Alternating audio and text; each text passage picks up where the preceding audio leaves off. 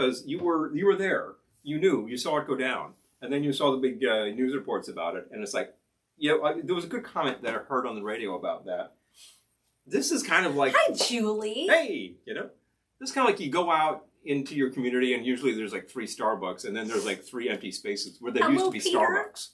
It's like, this is like a $1 trillion company. What? How did... Who? That? What? Oh. I mean, my internet goes down. I basically got no one to blame. I can complain to my cable company and they'd be like, yeah, whatever, we don't care. Yep. But... Hi, Keith. Internet goes down for Facebook. Facebook. We'll call it Facebook. Rhymes with Facebook, and you're like, what the hell are you talking about? I know. So, these things can happen. Very fragile platforms. That's why we broadcasted 2 of them. We would do more if we could, just because. Okay? So if you're ever looking for us and Facebook is down, you can always find us on YouTube, and vice versa. And if YouTube decides to, there's a term that I won't use. It's a little offensive. But if it decides to lay an egg, then go back to Facebook, both places. And hello, E1. Good to see you. Hey, Eric. So, now the only real kicker is... Yes, I should just call you Eric. If both of these platforms go down simultaneously, oh boy. Then I say go... Then we'll be on Instagram. Then we'll be on Instagram. Minstagram. Yeah, we'll be doing short videos on Instagram because that's all we can do. I think we'll be in the storm cellar waiting out the apocalypse at that point in time. Hello, Lisa and Errol. And, Lisa's mom is here too. Hello to you too. We got 2 moms here. Well, all right. Good to see you. Glad to see you. First timer. Well, you're about to see what we can do with these thingies. I was just actually name checking the apocalypse in case all of our platforms go down simultaneously because, wow, that would mean something big is happening. But we would still be broadcasting though, We've actually had the power go out on us, and we were like, oh, yeah. Well, what the hell? Hi, Mars. So we just grabbed batteries for the lights and just said, we're going to go until the batteries give out. Eric says, I don't use Facebook. We're calling it Spacebook today. You can call it whatever the hell you want, as far as I'm concerned. It knows its crime. I don't have any great love. The platform knows of its crimes. Aw. He says, when you're down, have another cocktail. Exactly. Yeah, have another cocktail. Amen. There's that thing that people used to say, have another Mai Tai. Well, that's not a bad place to be, I know. I'm a little thirsty, and you know what I'm going to do right off the bat? I've already made a drink. We have a bunch of things to try this evening. I've already made a drink. All you do is, you get yourself some cider from your local cider mill. It's not pasteurized. You let it sit on the counter where it's warm. It doesn't have to be that warm, just room temp. And in no time at all, it starts to inflate. He's not joking. No. I'm not sure that we should cider. be... I feel like we should have like a legal disclaimer. Oh, I'm the legal department here. That I'm telling you, if you do this and you die... Every single thing you do us. in life assumes a certain amount of risk. You can assume some risk from this. You don't really know what's in there, do you? Eric says, I respect space. I'm a fan of space. Touche. Oh, yeah. Space is very important. So what did I make here? Hard cider.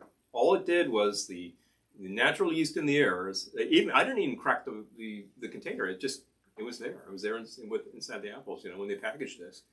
And it starts to act on the sugars in here. And what does it do? It makes CO2, which makes it fizzy, which is nice. And it makes alcohol. Now you're saying, what, did you make like some 80 proof over there? I probably made like 3% or something. This is pretty weak stuff. Places with a lot of space. Outer space, inner space. I love it. Yep, outer space and inner. The carbonation is down on this because I don't think the seal on that bottle is that great. And I might actually reactivate that by tossing in a little champagne yeast and seeing where that goes. Because we happen to have some. Or might be Lisa says we make our own apple cider vinegar. I love it. Yeah. I love it. If you let it sit long enough, that will absolutely happen. And Mars used to do the cider thing. If you got all that gunk in there, the mother of the cider, it's supposed to be very good, The mother. Anyway, so I have some. I've had it. You've had it. Oh, it's good. It's definitely gotten dry. So a lot of the sugar's been consumed already. Yeah. And it's actually very good as a mixer. I want to recarbonate it because that's actually very good to use as a topper to drinks. And we happen to have some cider from the same cider mill. That is their hard cider. Actual hard cider from their really good. If I was smart, there's one behind me. Oh, and you know what we also have? We have that honey ginger cider. Yes, we do. I bet that's actually cold enough for the purpose. I could go get one of those. Maybe we can mix with that. Be glad we have a few things to try this evening. Oh, I was smart. Okay, so I'm not that dumb. Got a couple of cold glasses back there. Not that dumb. Well, I want to see the scroll go by with the subtitles. Oh, I'm not that dumb.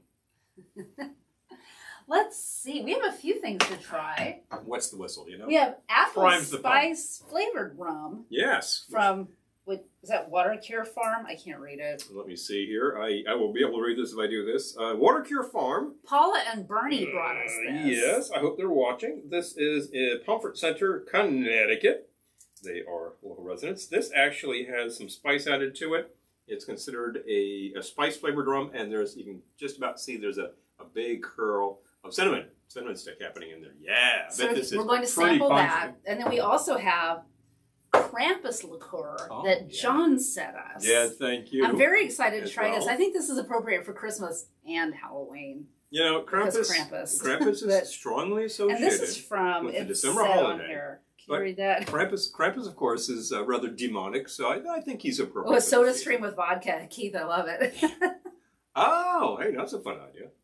I remember at one point thinking, why isn't there carbonated milk? So I was like, wait a minute. Add seltzer and then throw in some evaporated. And it's like, that actually worked. That worked rather well.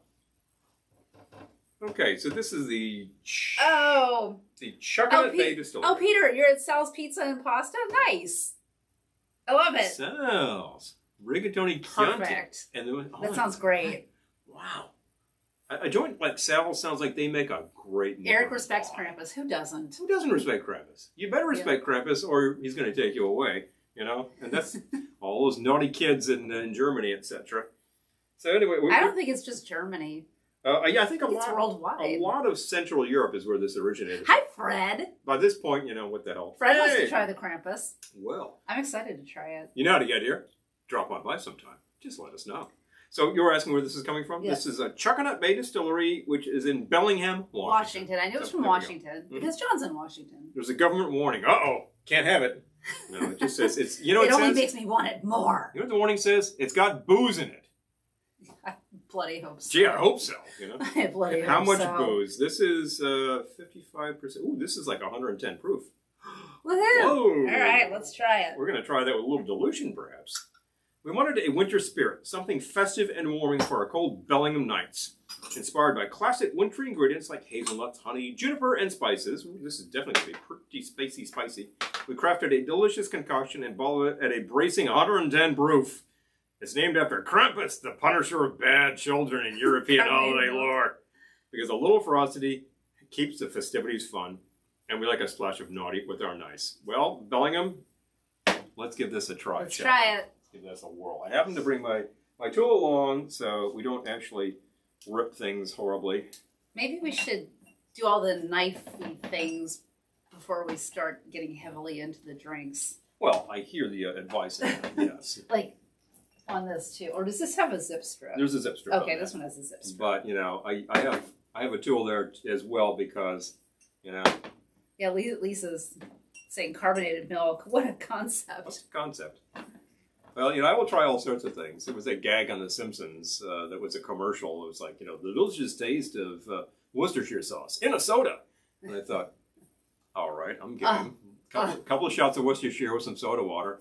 It wasn't terrible, but don't try this at home, folks. All right. All right. You can smell that Hooch on that, but it's very spicy. Give me a little bit of that. Thank you. It's probably perfectly fine at 110 proof. Hi, Amy. Well, hello. Oh, sorry. Knock over my Krampus. I didn't realize you were there. All right, so we got our little skull tasting bugs because, tis the season. This will be the first of our Halloween-y type broadcasts, right? Definitely smells herbal. Oh, yep, that's got a kick. Oh, that's really good. I'm going to dilute this just a bit. I want to take that down to I don't want mine diluted. Something closer to 80. You don't have to have yours diluted. Something closer to 80 proof. I like it the way that should be about right. That's really nice. Yeah, you can see there's a lot of like oiliness to it to this, which is the alcohol content, which is really kicked up. That's no less good. There's a really nice spicy mixture. They were name checking hazelnut. I'm definitely getting nuttiness in there. Yeah. And it is making my nose itch though. And you're thinking, like, would that be good in a hard cider? Yeah, I think it would. Yeah, so what's the name of the distillery again? Bellingham? No, that's where it is. Oh, I'm sorry. Bellingham is where it is. Yeah, Chuckanut. Chuckanut Bay Distillery. In Bellingham, Washington. And thank you, John. We're definitely going to be mixing with this for Halloween and Christmas. Oh, yeah. So I think it will... super excited. That will be good over a wide range of. Chuckanut Bay Distillery. Uh-oh, the feed keeps getting interrupted. I'm sorry, you guys. We'll still be here. Crossing the fingers there. Hello, Ken. Stick to it. We'll stick to it. Yeah, Worcestershire is so gross. So gross, Lisa. Oh, I gotta tell you. Can interact with certain medications. Yeah, seriously. This is definitely going to react with your medications if you take a full shot of this.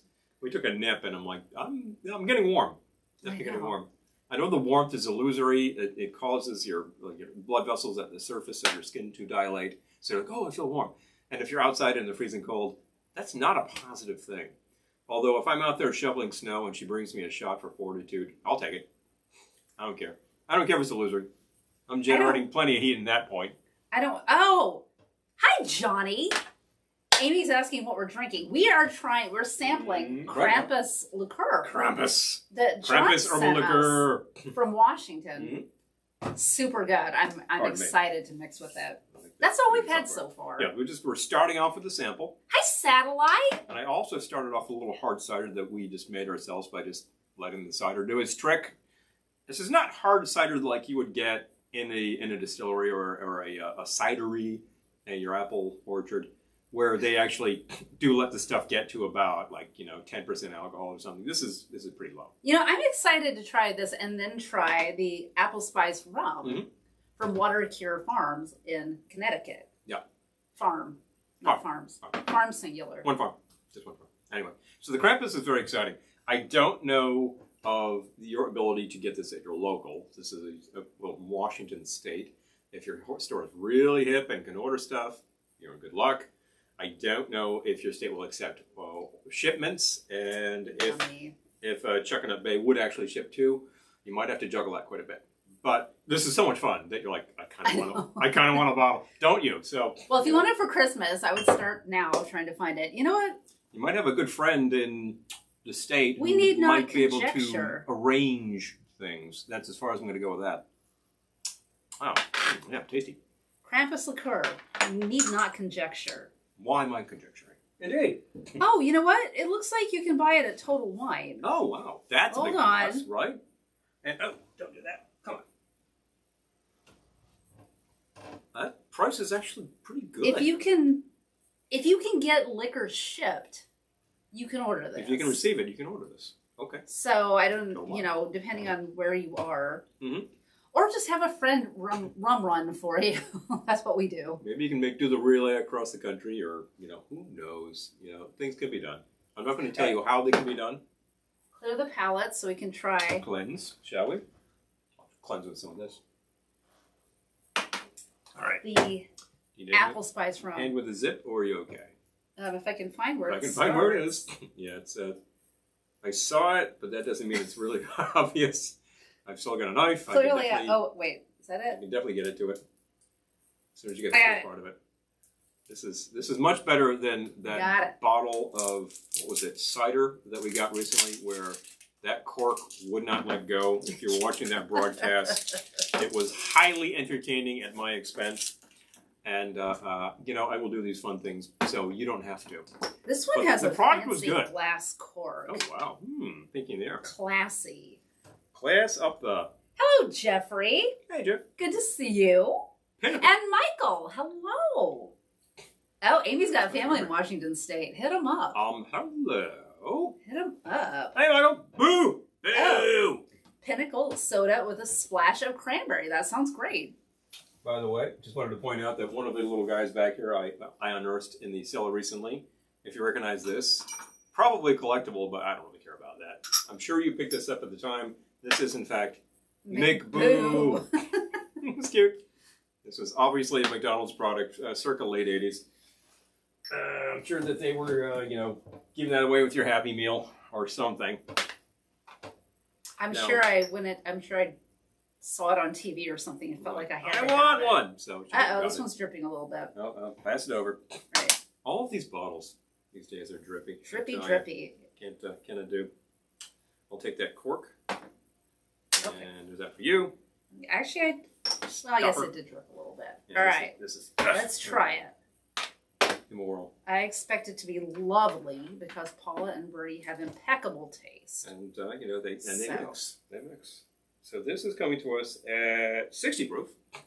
So it's a little the opposite of what we just had. Oh, wow. Although it's equal in terms of Lisa spiciness. says, aw, McBoo. McBoo! You know, I wonder if any kids actually went around with the McBoos, you know. Whoa, okay. Now that's the equal of what we just had in terms of spiciness in a different direction. But this tastes Christmassy, too. Very Christmassy. This tastes like exactly what you Yes, it was a Happy Meal container, Amy. Yeah, Absolutely exactly. right. You know, what happened to the toy? We probably have that too. Ends up on the Christmas tree. Bloody. Oh, hi, Jamie. You have Bloody Mary Ivy bag stat. What a week. Aww. I hear you. Aww. That just makes me think of MASH with the, you know, the IV bag or the IV bottle at the time with the vodka. You know, Hi, Gettysburg, ma'am. Oh, so would you like a martini? Yeah, I'd love a martini. Oh, yeah, seriously. That cork was, watch the rebroadcast. Really I nice forget too. which week that was, like 1 or 2 broadcasts ago. And it was just... Oh, I think that was last week. Or was it just last week? Yeah, who knows? Yeah, it was last week. Refused. It absolutely refused. And I think I literally had to get a pair of pliers and like a screwdriver, just jimmy it loose. Wow. But it was worth it. Very stupid. The product was really good, but good grief. That does not want it to be consumed, you know? That's how I kept a vintage bottle. I couldn't open it, you know? Okay, that's a really nice heavy spice hit that I like a lot. And that's lovely too. And will mix well, but it's also a nice little shot. So thank you to Bernie and Paula for that one. Definitely. We've tried 2 good ones so far. We also have the cider to try. Yes, we do. The honey ginger cider. I can retrieve that. Okay. Oh, Lisa says drinking honey jack on the rocks this evening. Well, that sounds very perfect for fall. That's like kind of perfect, isn't it? Yeah, like right on target with that.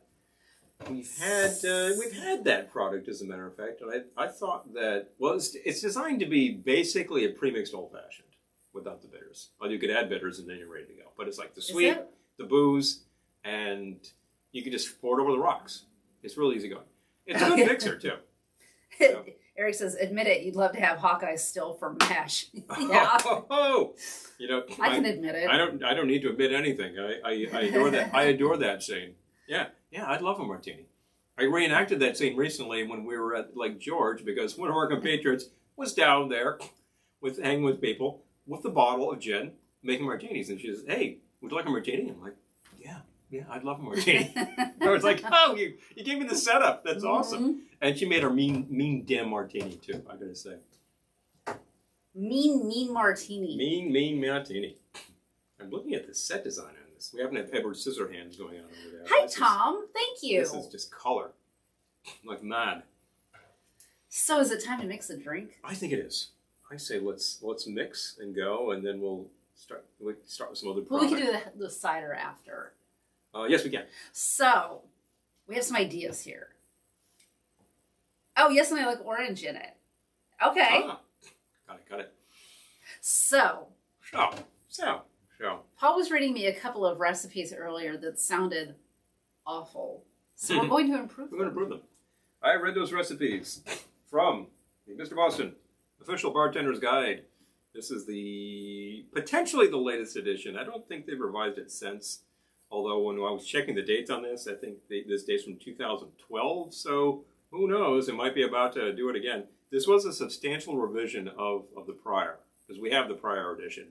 And it's about probably 2/3 as thick. They added a bunch of stuff, ran a lot of their formulas through the ringer to make sure that they're up to spec. And there's several things in here which are fairly contemporary. Actually, they name check a lot of contemporary bartenders in various parts of the country, and they say, "Oh, invented by," that kind of thing. So I was looking through for some spooky formulas, and I have to do something that idiotic, otherwise it's just not entertaining.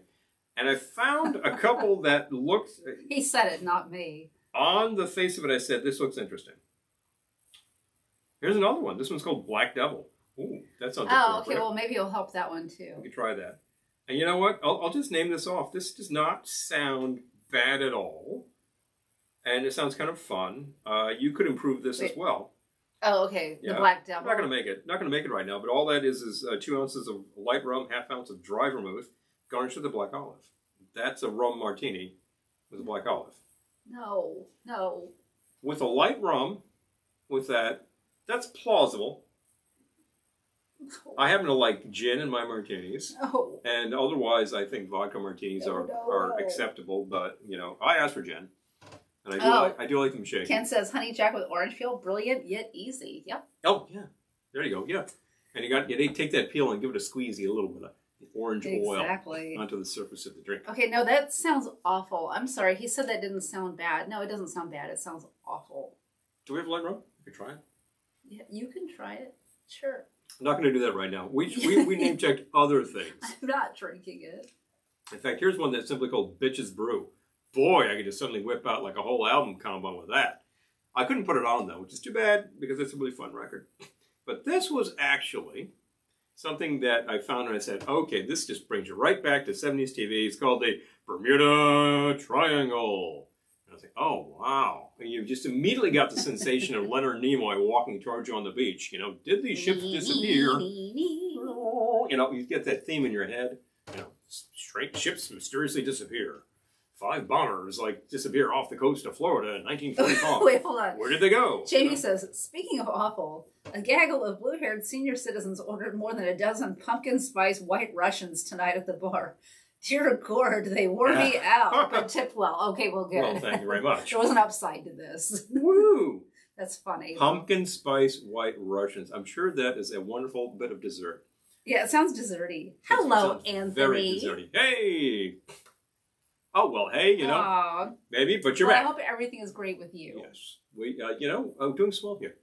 Like I continue to say when people ask, managing it well.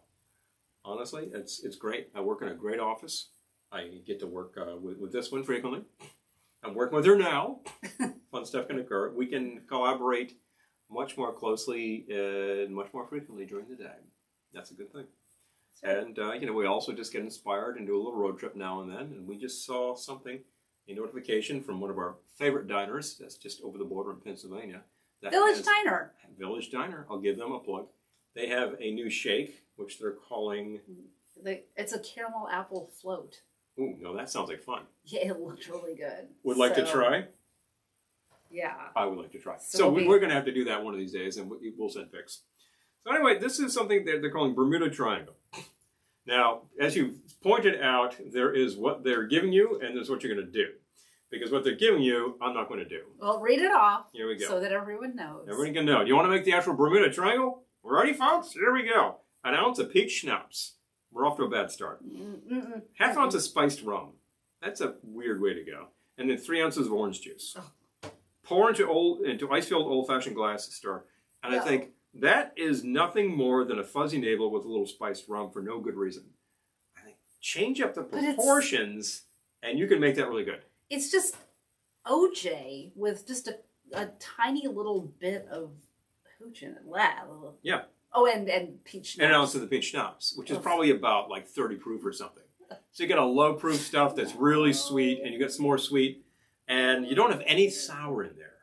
So it's just like, sweet, slug it down fast. Ugh, badness. So what was I going to do? You were going to take those proportions and completely change it up. I thought you were going to crank up the spice rum for one. Make it spice rum. Oh, yeah. Oh, I remember. I was going to add an ounce of dark Jamaican rum. It's a good place to be. And then an ounce of spiced rum. So this is good because you're balancing out that spice. A lot of spiced rum can just be very sweet and kind of one note. A lot of them are just like, tastes like vanilla. That's about it. And then instead of the orange juice, I'm going to add some curacao.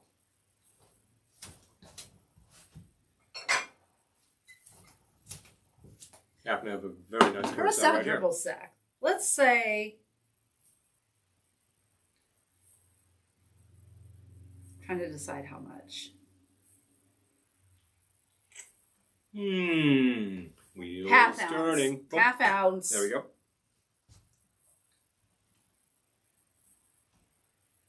Ah, excellent. Curacao. And then I'm going to do... I want to give it a little... Well, you know what? Oh, no, I know. Okay, I've got it. Got it. Ha-ha! You knew it was there. Half ounce of fresh lemon juice.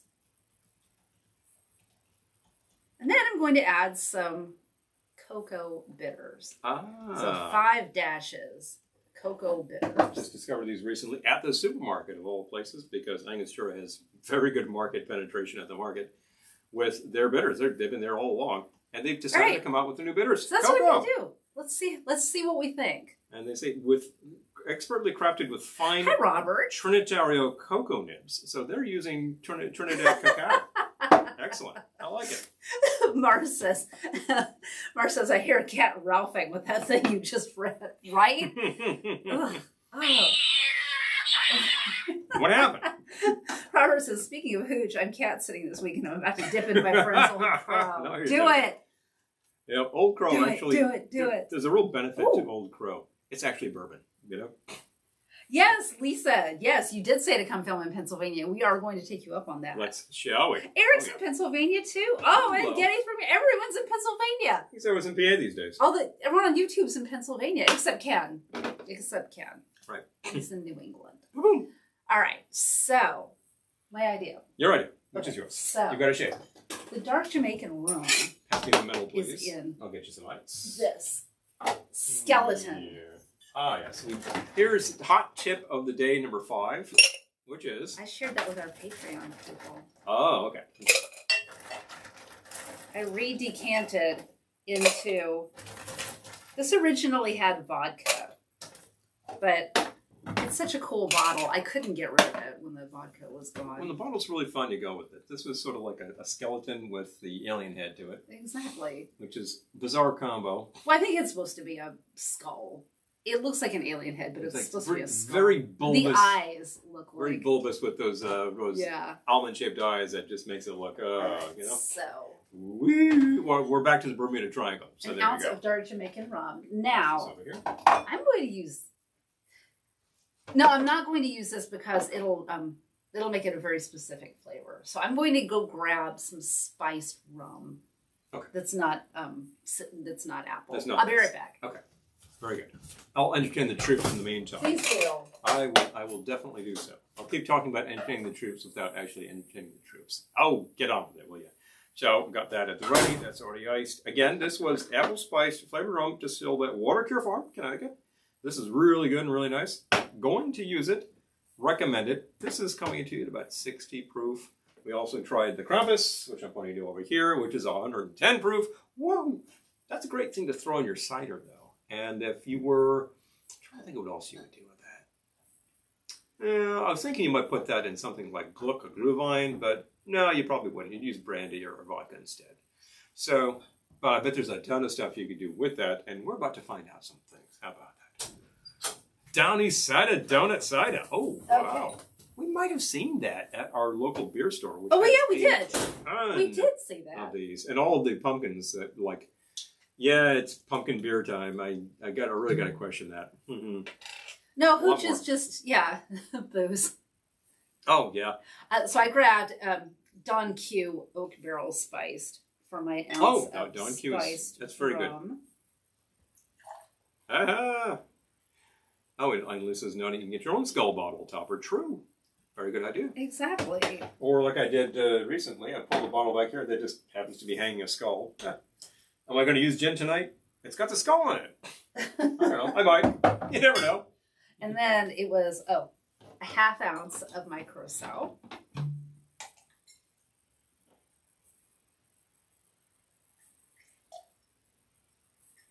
I'm calling this Better Bermuda Triangle. Better Bermuda Triangle. Because we got the Bermuda Triangle in here. Vintage unknown. I'd have to check. It couldn't be a lot worse than in that recipe. I'd have to check the provenance on that, but I bet it doesn't really date to much before the 70s, in a period where that was being actually that term was being popularized. Half-ounce fresh lemon juice. The term itself probably doesn't date to much more than the mid-'60s when somebody published a book with that title. I'm with you, Amy. I don't like pumpkin beer. I have had some of them that were good and a lot that really weren't. I think I got some on the computer. Yep. Thank you. Noodles. You should be more careful. All right. There we go. Well, I was being careful. It's alcohol. And Hey, what kind of glass do you need? cocktail. Would you like one that'll make it taste 73% Yes. Thank you. All right. There we go. Lunch has balance, depth, and surprise. I can. I love it. BDS. BDS. It's got the BDS. Okay. Yeah, so I was just saying, the pumpkin beers, I've had some that were good, and I've had a lot that were really Did not you make any very lemon good. curls? I sure hell did. Right back here. Oh. Ooh, I've got extra. Ooh, sidecar. Not the actual sidecar cocktail, it's sidecar up cocktail. There are 2 different sizes. Choose your weapon. I will. And you will enjoy. You're darn right I will. Yeah, excuse me. Okay. That one's it's kind of broken, so I'll do it like this. Yep. Dink, dink, dink. And there you go. Just a little lemon oil Cheers. express Better on top. Bermuda Triangle. I already know it's better than that The other BBT? one. Yeah. The other one sounds terrible. It sounds unbalanced. It sounds like not a good thing to do with a fuzzy navel. Frankly, I wouldn't have a fuzzy navel. If it's your bag, go to town. Blech. Blech. This, however, is a good thing. That is really good. I'm proud of that one. It's almost like kind of a creamy note in that. I guess that might be the spiced rum. Almost a vanilla note happening. Mm-hmm. Interesting. Yeah. Not really strong. It's just, and I just getting that. I used 5 dashes of the cocoa too. And I think that's being punched by the cocoa bitters. Mm-hmm. There are several chocolate bitters on the market by now. Some of them are claiming to be like just sort of cacao Jamaica nibs. Triangle. That's a good one. Jamaica Triangle. Oh. You know what, Amy? I'm going to change the name because you said that to Jamaica Triangle. Jamaica Triangle. There's that triangle that's bounded by Jamaica, Puerto Rico, and Santo Domingo. You know? What a fine idea. And I think the cacao might be doing that because this actually has, they say cocoa bitters. It kind of tastes like more of a hot cocoa to it. It's a little mellower than some of the chocolate bitters I've had, which really emphasize the bitter edge of the cocoa. So the cacao nibs. Ken says, "Watch out! Entering the Bermuda Triangle, you might disappear." Yeah.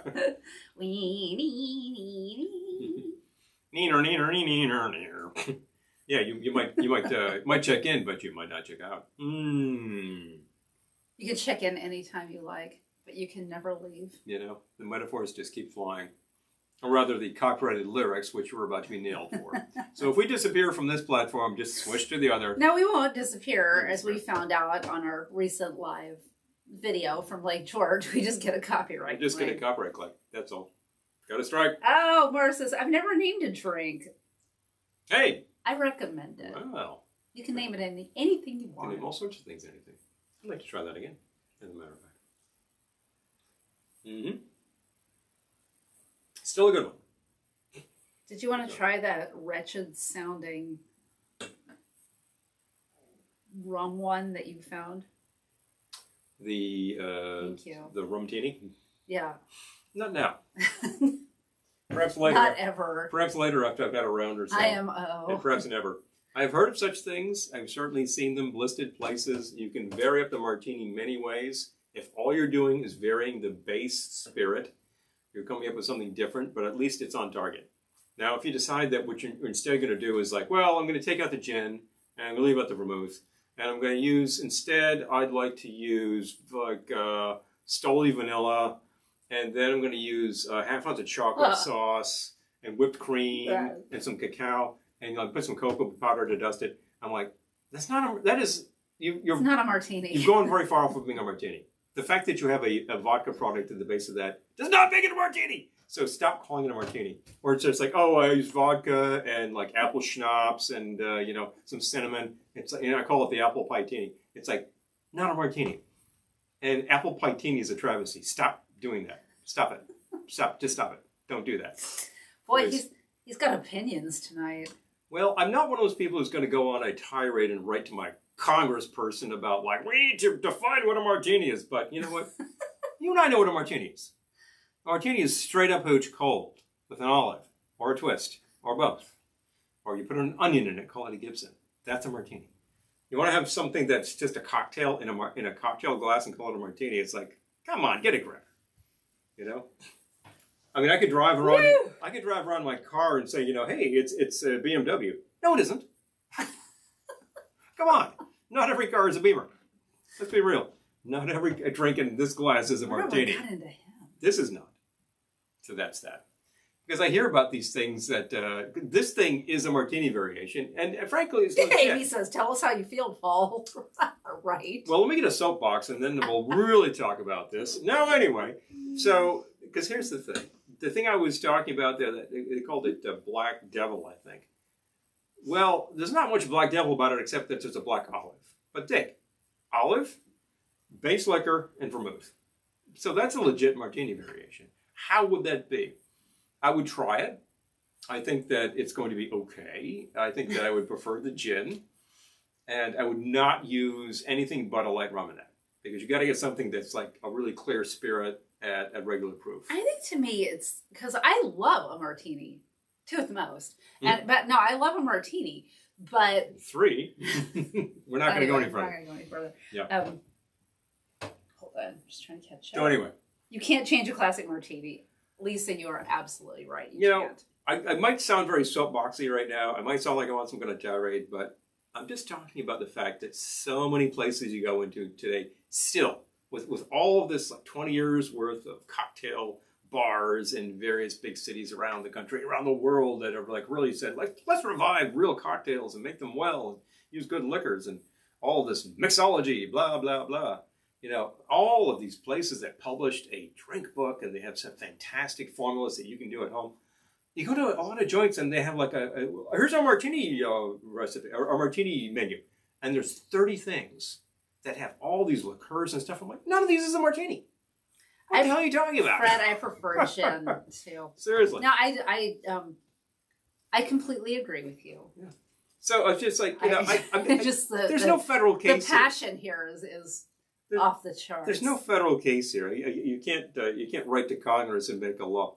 But if you go into a joint and order a martini, please, you know, Amy says, vodka or gin. Your captions translated light rum to ramen. Suggestion, folks: do not use ramen as a base for your martini. Paul is responding to the Krampus. Kim says. Yeah. No. What I was going? Oh. What I was going to say. Oh no! What I was going to say was, the reason I was offended was because I think rum in a martini sounds awful. I love gin in a martini, but rum with an olive, like, rum is sweet. No. Well, light rum. It's like to me it's like the same. It's in the same wheelhouse as like making a Jello mold with olives in it, which we have certainly seen as well. Yeah, and I'm not doing that. So I think we have done that, but anyway, we're not doing that right here, right now. Lisa says, Errol's car is made from many parts. You can call it any multitude of names. Instead of the fog cutter, his car could be the fog generator. You know, I love it. We've seen a few vehicles in the neighborhood which you might call fog generator. And there's one which I'm simply calling the backfire mobile. Because this thing, and it drove down this block this morning. At like 6 a.m. This thing, like, he's just using the wrong gasoline. Passionatini. His timing is off because he's just like, he drives, it's like zoom, pow, pow, pow. And they're like, everybody get down. They're shooting. It just sounds like a drive-by. It's disconcerting. But I realize it's like, oh, it's that car. It's that one car. He's somewhere in the neighborhood. I hear him going over there, him over there. Today he was just driving right down the block, waking everybody up. Like, dude, fix your car. That's a simple timing operation. I'm not a car guy, but I know what the hell's causing that, you know? Gee. Well, have you ever stopped to think maybe he's doing it on purpose? To annoy everybody and his brother? Yeah, I have thought about that. Yeah. Yeah, you might say that. It's like the, guys on the hog who just like remove the muffler and it's like this thing causes your entire like 20-story building to vibrate. Yeah. They're just being obnoxious. That's the thing. I know. Roar! Yeah, baby. Get your motor running. Oh, I do not ride a hog. I'm impressed. I have people who do. Go to town. The freedom is amazing, I'm sure. But, you know, muffler fellas, just a little politeness to the neighbor. Just asking. Just asking. Yeah, you don't mind. Keep that sucker in shape, will you? You know, fewer fumes. Tell you, you know, worldwide production of warming gases is already at an all-time high. We don't need any more going up there. Just asking. So, let's actually make another thing. Which the Uncle Buck car, Lisa says. Oh boy. Which also reminds me of, what was it, Planes, Trains, and Automobiles we saw recently. Oh, yeah. Where there was like the car they rent that gets absolutely demolished. Yeah. Which is just, it's pretty amazing scene, I gotta tell you. So we identified something else in here which looks terrible. Don't you love that? I found something that's terrible. Let's make it, you know? He was reading these to me while I was in the shower. I'm like, oh, yeah, that's horrible. No. Let's fix it. Not happening. This one involves lemon juice and milk. That's a bad idea. Wow. Why would you do that? That's going to curdle in the shaker. Nope. Don't do that. Nope. See? Big hot tips here from the lounge. Don't mix those two things. Don't do that. I'm telling you. But that's not what I was going to make. Don't do that. What I was going to make was something called the... Lisa says, invite him over and make him a drink called Pollution. I think there's a drink out there called Polluted, and that's what will happen to you when you have a few. Eric says, driving hasn't been the same since I installed the Funhouse rear view mirrors. No. Let's go to town. Bad, yeah. Bad. Not good. So anyway, what's the other one that was going to make? Oh, the Black Magic. Now, I say Black Magic, and several members of this audience are going to go, oh, you mean from the My Kind? No. No, not that Black Magic. This is actually this is just something from Mr. Boston. And this might be from a really old edition. I'd have to check. Really simple. This calls for vodka, coffee liqueur, lemon juice, and a lemon twist. That's it. I just thought that didn't sound balanced. On the face of it? Like, it sounded like it would have no complexity, is what I'm trying to say. Yeah, it sounds pretty simple. I don't think there's much of a problem with that, except I do think the proportions are off on this. I don't think I'd send it back, but I think that it just doesn't sound... Because the coffee liqueur is going to really hit that sweet, and there's not enough lemon juice to balance that. So let's rebalance that. Oh, Robert had some pumpkin. Okay, I see that at our beer store all the time. Yeah. So, yeah. Recommendation? Oh my gosh. Yeah, Lisa, you're right. The radio still works while the car is smoldering. Yes. Yes. That's what's powering the radio. So. That's a Thanksgiving movie. I plan to watch that for Thanksgiving. Yeah, pretty suitable. So let's actually go with, this starts with a shot of vodka. You want to make that 2 ounces? 2 ounces vodka. I think 2 ounces vodka. 1.5 is a great way to start. A lot of drinks, that's all I want to know. So we're improving. Pretty good as a topper. This calls for 3/4 ounce coffee liqueur. I would say make that no more than half. Okay. We didn't get any of this stuff out, did we? We didn't get the coffee liqueur, but it's not that hard to find, I think. No, I can find it. I just... Yep. Yeah. And then this calls for 1/4 ounce lemon juice. That sounds like far too little even for the original formula. Make that half. And you need another note in there. How about the chocolate bitters? To accent the coffee liqueur. A lot. Okay. Maybe about 6 dashes. Try it. We'll try that out. Garnish with a lemon twist. I think I will try that. Okay. Shake with ice, strain to ice-filled old-fashioned glass. Add lemon twist. We can do that. So, wait, so you're doing an old-fashioned glass? Is that an old-fashioned glass? That's what you just said. You could do that, but I'm using a cocktail glass. Okay. Yeah, no problem. If you like it on the rocks, this is your man. Or woman, take your pick.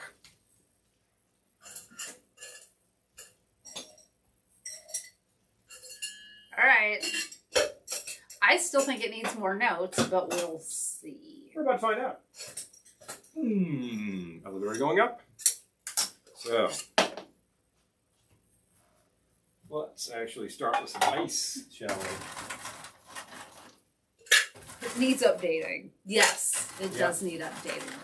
The thing about a lot of these formulas is that they seriously need to be revised because when they're originally done, whoever did it was just like, oh, I like it super sweet, and you don't have enough sour in there, or you have no sour. And some of these things just really, really need it.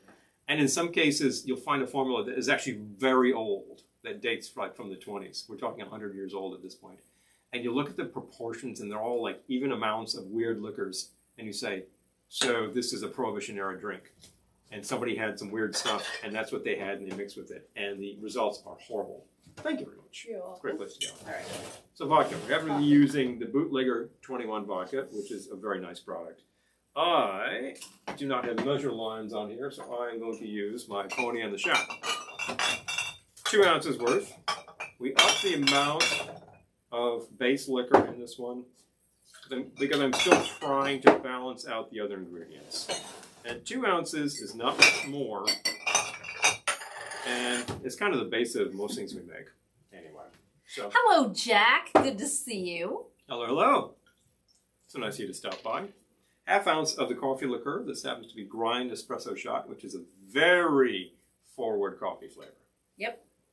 That's about 1/2 ounce. 1/2 ounce of the lemon juice. The coffee and lemon sounds like a weird combo until you contemplate the numbers of espressos out there that are served with a twist. I'm fine with the coffee and the lemon. It was just the proportions sounded not right to me. Right now they sound right to me. We'll see. And we're going to try this with some cocoa bitters. These are the Angostura cocoa bitters. And let's go with, there we go. That sounds right. Paul's watching TV. Watching while I mix. Is that John Davidson? With some fantastically huge hair? Huh, could be. Okay, this actually smells quite nice.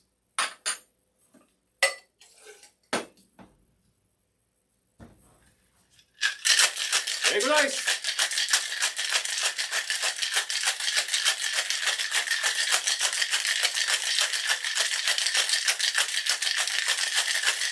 Whew. Yeah, we did a workout earlier that had a lot of this action going on. Pretty good abdominizer.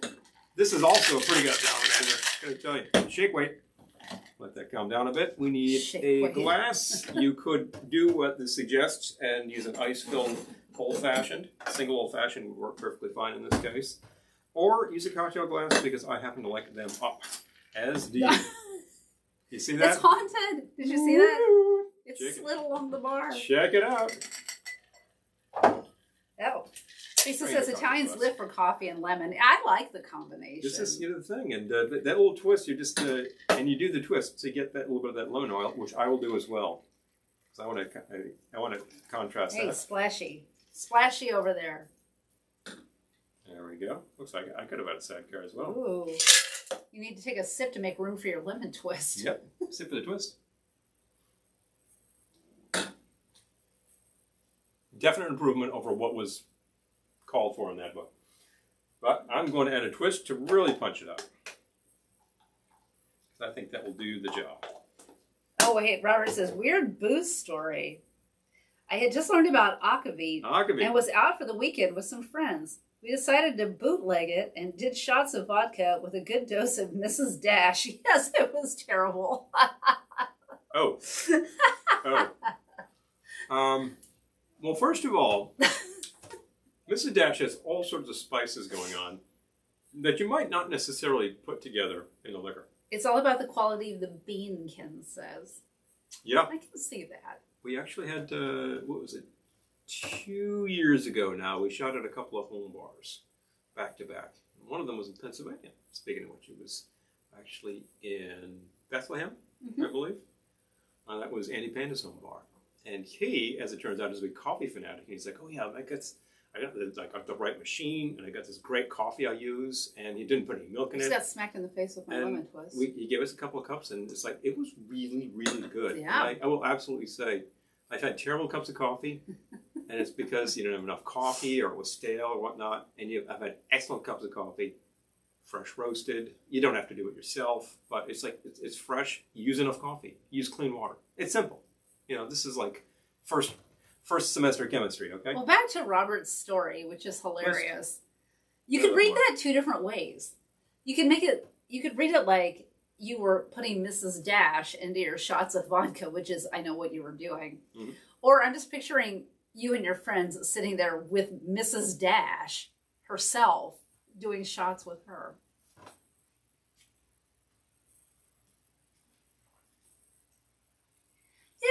needs something else. It tastes kind of like... I like it. It tastes kind of like lighter fluid. It doesn't to me, but I am getting pretty much like 1 or 2 notes, and I do want something else in there. I think it needs something else. What do you think? Mrs. Sash would be... Mrs. Sash! You mean Mrs. Dash? That would be a good drag name.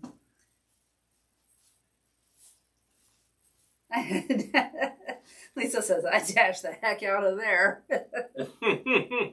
Oh, hilarious. Now, of course, you're thinking aquavit has some sort of spices in it, and if you're trying to duplicate that, what do you need? The spray. Oh, sure. And the towel. There you go. Thank you. Towel. Bar is getting Put it sticky. down. The dominant flavor in there is caraway. Mrs. Dash. And if you are to take some vodka, particularly high proof vodka, but even 80 proof will do, just like straight up vodka, infuse a handful of caraway in there, maybe just like a teaspoon or half teaspoon to a cup or something, and let that ride for a few hours. You're going to get that flavor. So, Mrs. Dash would be a good drag name. It needs cherry. Lisa, that's a great idea. We happen to have some right behind the bar. were you thinking about adding cherry to this one? It needs something like that. Cherry. Yeah, right here. Let's give that a whirl. Something of that nature. I'm going to try a 1/4 ounce and see where it goes. Is it? Oh, make sure I got the cherry there. I handed it to you. Yes. Should have been correct. It says it right on the bottle. And I was thinking to myself, I grabbed the bottle. I handed you We the have bottle. 3 bottles that look like this. Make sure you're right before you go. I'll take a bar spoon too, please. You I trust. Me, not so much. All right. Give that a stir to incorporate. 1/4 ounce. What do we think? I'm thinking of adding the flavor. Like if I had cherry bitters, I might have tried that. It's already a lot better. Okay. Improvement, shall we say? You know, honestly, I think it's the vodka. Oh, Robert, that's a great idea. Robert says, now we need to invent a bespoke craft cocktail with Mrs. Dash. Ah! Yes! It could be done. I'm willing to work with almost anything. And Mrs. Dash. Mrs. Dash. We have? Don't we? Not anymore. Oh. That was actually all right. It's something my mother purchased, and she hasn't been with us since 2013. So you know that was pretty. All right, much we had Mrs. Dash. Okay, I'm going to up that to 1/2 ounce. I think it's the vodka. And it's not the quality of that vodka. That's a really nice vodka. vodka. It's just I think it's the. I think it needs like tequila or something. We could try it again and see where it goes. Oh, hi, Dan. Dan says that sour cherry is magic like Halloween. Yes, it is. I'm telling you, it's already adding some really nice stone fruit flavor. Ken says, at least Mrs. Dash cocktail is great for low sodium diet. It's all about health. Yes, it's so much healthier with Mrs. Dash. All right, so give that a whirl. Another 1/4 ounce, so a total 1/2 ounce of the cherry liqueur. You know what I'm going to do? Recreate this drink with tequila. Yep. All right. Take it step by step and see And if I'll it take even some needs more all of that that other spray. stuff. Yeah, sure. I would say take it step by step and see if you even need all of that other stuff. The cherry. No, I think it's going to be good. I just think I'm that... just saying the cherry helps this, but the base is so bland that you wanted it to do something else to start with. No, so, because I think it's just, it tastes like the ingredients and I'm getting nothing of the base. That's what it is. True too. So, So let's do exactly the same thing, okay. but with tequila. Let's try that out. Oh, yeah, Lisa says perhaps on ice as well. That might help. I don't know if that would help this one. It might make some interesting But try. bitters. Robert, I But love try this it. idea so much. Yep. All right. So you need a shaker? Would you mind? Don't mind at all. Thank you. Elevator going down. Thank you. Yes. There we go. I'll find one with the appropriate line. So you All can right. mix with. Tequila. And have we shown these off, by the way? Oh, I haven't been because we haven't been drinking old man beer. We certainly Oh, could. Satellite. Oh my gosh, Not good at for all. you, Satellite. Satellite says, Sorry if I'm interrupting, but we're in a tiki bar right now, the Ohana Room in Denver, waiting on a Mai Tai and a flaming zombie. Flaming zombie. Ooh, I fun. love it. I love it. Let us know, because that's very exciting. I'm going to kind of infer that that's a zombie on fire, which, you know, probably using one of the Don Beach formulas. There's a couple of good ones. Yeah, Lisa says, remove the coffee, keep the chair. In this version, I'm gonna keep the coffee just to see. I would actually, yeah. But I think I'm gonna reduce the coffee. You know, how about hold the cherry on the side until you think you need it? Because I'm wondering, don't do. I'm just making suggestions. I know what I'm gonna do. That might help. Do whatever. Hang on. I'm going to note that there is a formula for something called a hot zombie in one of those Beach Bum Berry books. And he says, you know what? It doesn't look right, but it's surprisingly good. I've tried it. It is. And it's a hot drink, you know, amazingly enough. And the only thing that really makes it zombie-esque is that I think it involves a shot of 151, which is pretty heavy for a pour, but ultimately it's only about twice the proof. So it might be like 3 ounces of hooch versus 1.5 ounces of hooch. That's not crazy unless you're feeling like going driving afterwards, which I disrecommend. No, please don't. Meantime, showing off things. Paul and Bernie happen to have some product for sale, which they put on the side for us. Said, well, we think you might be interested in these. Well, no, she didn't put it on the side, but when I went up to their table and she's like, I brought those with you in mind. So. Well, whatever the hell she did talk to me and say, yeah, you know, she was really aiming these at us. And it was a set of 6 of these Gansett glasses, which are really cool. These are definitely 60s anyway. Might be earlier. They've got that really heavy paint job with paints that are probably currently banned by the Geneva Convention, but they're the ones that don't wear off, so they're very cool. Nice gilt we love a there. banned paint. I kind of do. It's like on these shakers, right. we keep buying these. We bought a few of these from them as well. I'm modifying this recipe. She keeps finding these for me because these things break. This is Federal glass, probably from the 60s. They sold thousands of these for home bars. And they have the measurement right there, and it's got recipes on the side. They're a lot of fun. And the paint will not wear off. You can wash these as much as you want. You buy contemporary ones that look like that, paint starts wearing off like that. All right, so I'm calling this more improved Black Magic. More improved, even more improved. So I started with 2 ounces of Reposado tequila. Anyway, I'm going to do a 1/4 ounce of the coffee liqueur. And as a matter of fact, I could fill that with a Gansett right now. I might. Who knows? See how the evening goes. I want to try that honey ginger cider. We bought it the other day. We haven't even opened it. Let's give it a whirl, shall we? All right. Okay.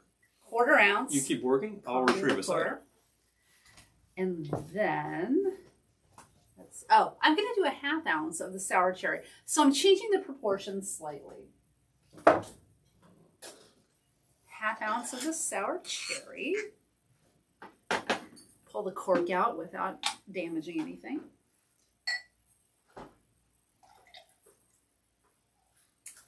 And then 1/2 ounce of my lemon juice.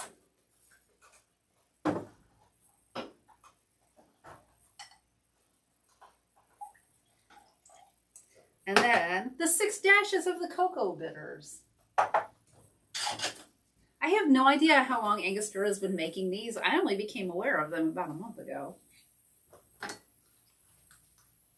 But I'm enjoying them, and they're easy to get. So should be in your local supermarket by now. And the supermarket should actually have Angostura regular and orange. Okay. Both of those are recommended. Hold, please. I don't have anywhere to put it. Oh, yeah, right. We've used up all of our space. A little crowded back here. Ooh, and the ice is really snowy. Oh, my. Like, the scoop would have been handy.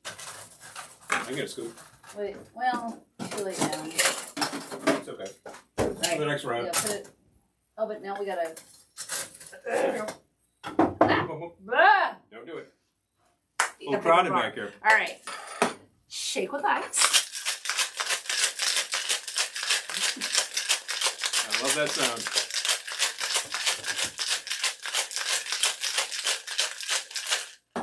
Then I will strain into my cocktail glass. Oh wait, I gotta catch up. Yep. Oh, Ken says a good cocktail is so much more than the sum of its parts. So true. Lisa says a black magic miracle. We'll find out. We'll see if this improves. I'm thinking like immediately off the bat. I'm getting that aroma of Hello, the tequila, Maria. and I'm liking the concept better. I got excited when you said dash. Robert. I love it. Maria, good to see you. All right, so I need a glass. What size glass would you like? We don't have any chilled, do we? We do not currently have a chilled cocktail glass. But I can get you a 3-ounce or a 6-ounce cocktail. 6. Yeah, you know, because that's going to overflow with 3. So it's very true. Oh, and Satellite says they're yummy drinks. Oh, good. I'm glad. There you go. Thank you. I need to get to Colorado again. It's been a while. Has been. I was born in Colorado. Yeah, she was. You know, so she. Wait, what happened? What you need? I got a sidecar. Oh, there you go. Like, thank you. They're clearing just like that, folks. But there's extra. All right. Bonus bit. Okay. Mm-hmm. So, you know what? I will take a twist because we have them. Got them. Made a few twists. I like using the twists in the drinks. They make that little difference, you know? There we go. There you go. That little bit of lemon oil expressed over the top of the drink. Expressed. We have some of our favorite joints in the big city that we will go to on occasion, and one of them, absolutely, King's Steakhouse, is that champion place. Great place for a steak, obviously. Honestly, better place for a bit of mutton. Oh, now that's supreme. Oh, Robert's saying, will you be inventing cocktails for Feeding America again this year? Well, if there's interest, we will. Oh, that's an immediate improvement. So what we did in the past, thank you so much for bringing that up, Robert. Yeah. So what we did in the past was, if you donated, I think it was $25 or something, to Feeding America, through we go on Feeding America and create a link and everything. If you donate money to Feeding America through our site, we'll create a cocktail for you. Yes, we're going to do that. Thank you for reminding. It's been a while. I love that. It's a good idea. I was just thinking about Feeding America the other day. We have a few of our favorites, and you know that's one that I think makes a big difference. So yes, we will be doing that. When I finished the thought that I was working on a second ago, so King's Steakhouse. Oh, okay. Yeah, I know. What thought? Was it about martinis? I have said all that there possibly could be there said about martinis, which reminds me of being at a party once, and on the soundtrack, they had all sorts of crazy stuff. There was a guy talking about martinis, and he was going on about, like, the perfect martini. And I walk away, and I come back in 10 minutes, and he's still talking about martinis. And I walk away, and come back in 20 minutes, and he's still talking about martinis. And I'm just like, what in the world is there more to say about the martini? You know, I remember asking the guy about it later. He's like, oh, I totally forget. I'm like, now I got to find out who's the guy bloviating forever about the martini. Because any good cocktail book worth its salt has a section about martinis, which usually goes on far too long. It's a simple drink. Ugh. But I've said all I can say about martinis. You know how to make it. You know how to make the martini you like. You don't even like martinis. You make them anyway. You know, whatever. You know what? You drink them or you don't. Robert said that. I'm going to add that to my to-do list for this week now. Feeding America. You make it whichever way you like. Shaken or stirred. Olive or twist. Olive or twist. You can put a sardine in there for all I care. It doesn't matter. Use akavit and make yourself a Nordic teeny. Go to town. Frankly, that's a lot more legit than an apple teeny. But in the meantime, I was talking about going to a place called King's, which has been there since about 1884. So it's a pretty venerable 19th century New York steakhouse. Definitely was started in what was then the theater district, and still has a very heavy theater profile to it. Also a huge pipe collection, as a matter of fact, back when you could smoke in a joint like that. Great place to get a steak, great place to get a piece of mutton. But if you just want to walk into that bar and say, I'd like a sidecar, they'll be like, bang. And the guy mixes it this amazing thing. And what does he do? He puts a bit of like orange peel. Really thick slice of orange peel without the pith, right inside the drink. And I'm like, that's such a great idea. The last time we were in there, you get this aroma right there.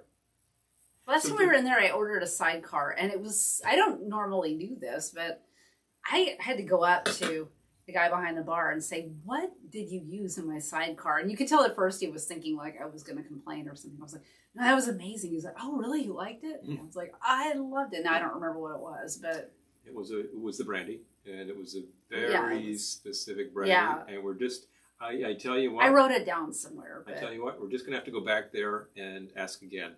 and find out. But it was good. It's really Eric says, maybe he's like George R.R. Martin, who writes great stories but devotes a long chunk of pages describing food. I love that kind of thing. I do too. That's like the when I was attempting to get through Moby. Hi, Devin. Hey, great stuff. Speaking of authors. I'm glad you popped in. Mm-hmm. But definitely. Oh, Satellite. I love that. Bar. That's so exciting. Oh, big fun. Oh my gosh, that's great. Anyway, I was just name checking, trying to make it through Moby Dick, and the amount of time that Melville spends on like one particular subject with the description is like, oh, this man's being paid by the pound. I tell you. Make a Mrs. Dashed. Steve. Oh. Anyway. All right. So anywho, but that's fun stuff. We will actually procure some dash. There's like 3 or 4 different varieties by now. Oh, Dan says there was a bar in Asheville named Olive or Twist. I think I've heard of that place. Was it all lined with books? Never made Literary it. bar. Yeah. I love that. No, I remember reading about that in Bible or some other similar magazine. We have some book plates somewhere, which simply it's a cartoon gag, and it's just like it's called like.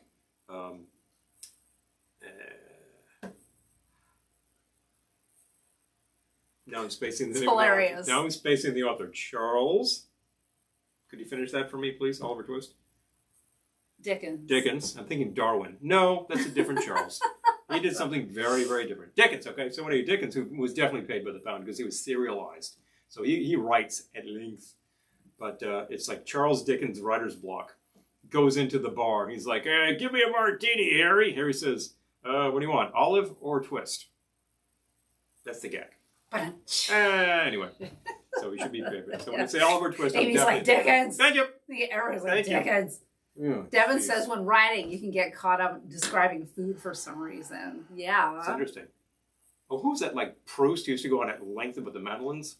It's like, okay, enough about the Madeleines. Yeah, that was Proust. They're good. They're really good. Okay. Robert says definitely go with the regular Mrs. Dash. There are several varieties. Side note, it's one of my favorite spice blends. Okay. Well, I remember when that came on the market, Dickens, yeah. and it was intended to be an alternative to salt. I thought this actually has so much flavor going on as a seasoning. I thought it was great in salads.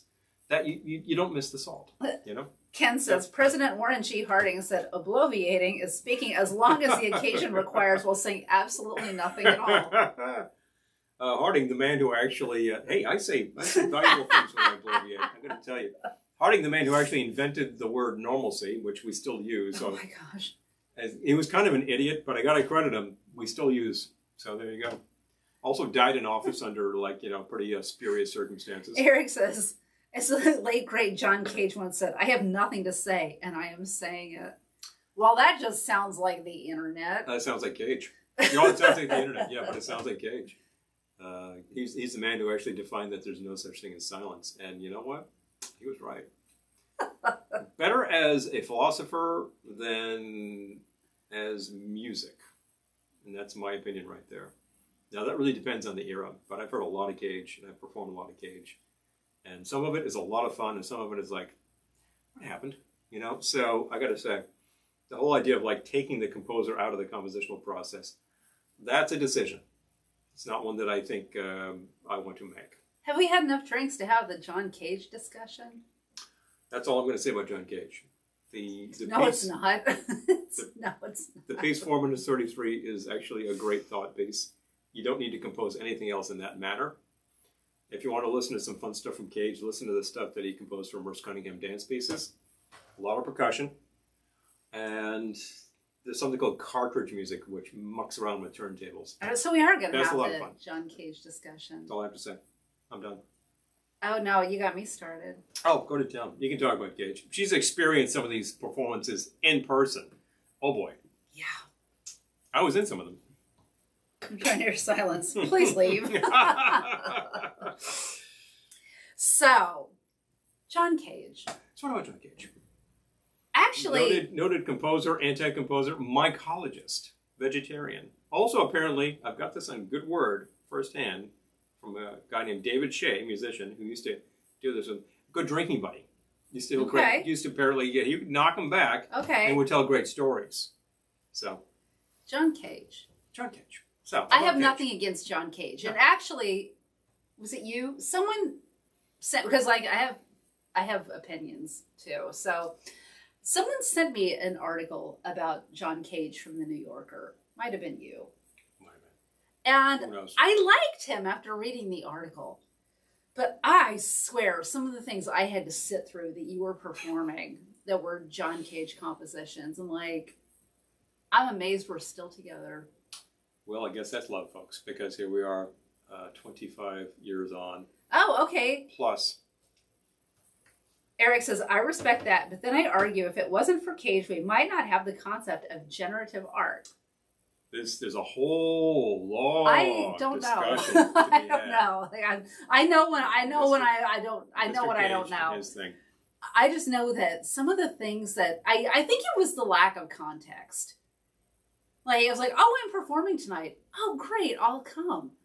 And the things I had to sit through, I'm like, yeah. Are these guys okay? And, yeah, and it's. Yeah. There's a thing about a lot of his compositions where... Hi, Elizabeth! He's removed himself so far from the compositional process that it starts to sound a little dry and sterile. And I don't enjoy those pieces as much as when he was a little more involved in the compositional process. I gotta say. Even cartridge music, which is like very randomly composed. You've got a series of acetates. You can order this. One of my buddies did, right? You order the score. It comes as these acetates with stuff printed on them. And you overlay them, and wherever they intersect, that's an action. You write all that down, that's what you're doing that day. And then you have your piece, which involves like a number of phono cartridges that have been rigged up so that they make noise. And you do something with them. That's what happens. Hi, Chaz! We perform this. It's called cartridge music. In order to perform this, I found like 4 good cartridges. I put them on a frame so that they wouldn't flop all over the place. And I painted it. And we still have this, by the way. And I called it, because it looked like kind of a little city, I called it the Fortress of Cartridge-tude. And we performed this live in front of an audience, and we had a lot of fun. It was actually, it's a very active piece, and things happen. So I enjoy that one. And also, I'm working on phonograph. Okay, that would, so. Okay, that night, Chess says, worse than the Swarm soundtrack. You do. Actually, the Swarm soundtrack is quite melodic. But worse than the Swarm picture itself. Now you're talking. Cartridge music, at least, I will say. Okay, I will say that some of the things I had to sit through, I'm not sure they were Cage. I'm not sure they were John Cage, but truth be told, I cannot remember exactly what was being performed. But the night you did Fortress of Cartridge music, you played the Fortress of Cartridge too. Yes, but it got later and later and later.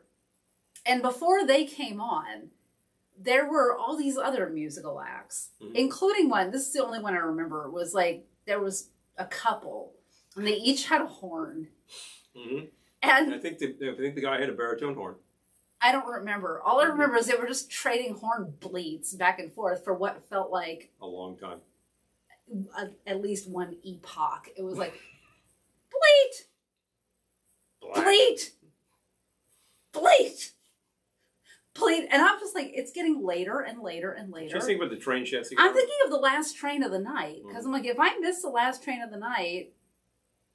So, it got later and they finally started. But then they're like, you know what? We've decided to take an intermission. And I'm thinking, if I don't bail now, I am not making the last train. So, see ya. I left. And so you left.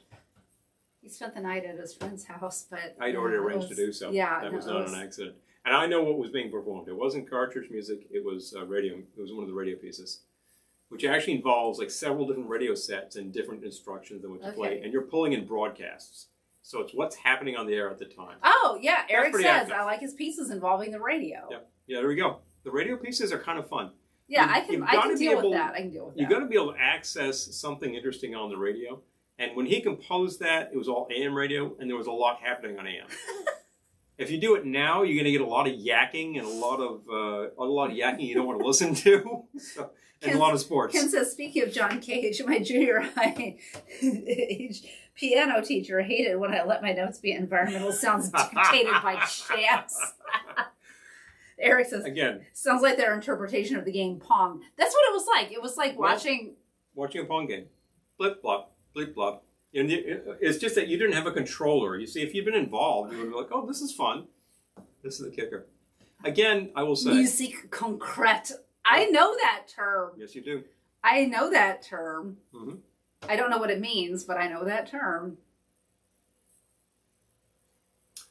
Now, musique concrète is not what Cage was doing. I have no idea. No. I don't know. All I know is, like, if you start bleeding at me long enough, I just want to kill you. If to spell that properly, you want to put, I believe, an acute accent on the first E in concrète because it's a French term. What the hell are they talking about? Do you want to pour a bit of mortar in there? No, they're talking about you fix it. And this is you make this with a tape deck.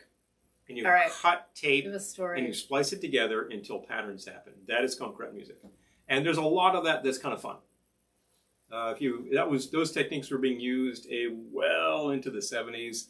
You got some guys like Gershon Kingsley played a lot of concrete stuff, and Jean-Jacques Perret. That stuff is extremely complicated and fun, and they played a lot of pop tunes with those techniques. So look up those guys. That's fun. But it's tape music. Some of it sounds like a lot of bleats and blats, but it's heavily manipulated. Robert says, I once took a friend to a Martin Modensky and Wood concert for his birthday. They were his favorite. Martin Modensky and Wood. Mm-hmm. The show started, the entire crowd was baked, and 4 chords into the first song, it became apparent the entire band was baked too. They were just banging on random instruments. No beat, no rhythm, no harmony. We got up and left. I paid a good penny for those tickets too. Aww. They're a name, so I bet you did. And I have a friend who Eric saw likes them. glitch music. Glitch music. Uh-huh. To be introduced as the oral flatulence sounds. Eric, I love it. Big fun. Bleep. Bleep blat.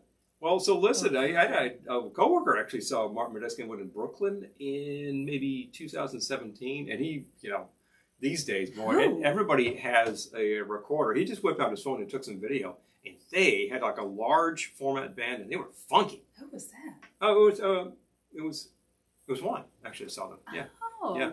No longer with the company right now, but he was then, and he's still alive, folks. He's still alive. He's around. Just had another kid. Just had a baby. Yeah, but his wife. His wife had a baby. But... He didn't have a baby. But he got some good video, and I'm like, wow, these guys are really great. And I remember thinking to myself, oh yeah. So I popped some on the Spotify, and I was like, these guys have a lot of funk. So to hear that they were just going really random, okay, that's a new one on me. I hear that name and I think, it's like I'll look up jazz people sometimes when I'm working because I just want something to go on in the background that I want to listen to. And I'll just choose a name that I've heard. And that name might be Fats Navarro, and it might be Grant Green. And I'll just put it on like, these guys are brilliant. I have more stories. Wes Montgomery, bang, I like a lot of these jazz guitar players, so I put on a lot of jazz guitar players. I have stories from before we were married. Kenny Burrell. He says, OMG, still talking about John Tate. I'm talking about jazz players anyway. Martin Modensky and Wood got me talking about actual players and not random bits and pieces. My final thing I can say about Cage is that saw him live in 1990, probably. This was out at Hofstra University, my alma mater, and he was a guest speaker, and he was also going to be doing a performance. And I happened to bring along a record for him to sign, right? And he explained like some bits about his philosophy, and he talked about the fact that they'd asked him if he could compose a piece. So he thought about what he could do, and he said he did a typical Cage piece where he came up with like 5 different sounds that he can make with his voice, and then he randomly programmed those. So he's up there doing things like, "Nat, what?" He just made mouth sounds for about 20 minutes, and half the audience got them left. They didn't have fortitude. I stayed with my buddy, and I went up to him afterwards and handed him a copy of the album by George Flynn. It was George Flynn, Wound, and Cage piece was, I think, Water Music. And as a matter of fact, it's in quadraphonic sound. Can you imagine what's more than actually listening to Cage? I actually can't. Being assaulted by 4 speakers. So I just said, do you mind signing? He's just like, he looked a little baffled by the whole idea, but then, he did. So I have a signed copy of this Cage album. I played it about a year and a half ago. And about a year and a half ago. I gotta say, it's, there's a real humdinger there.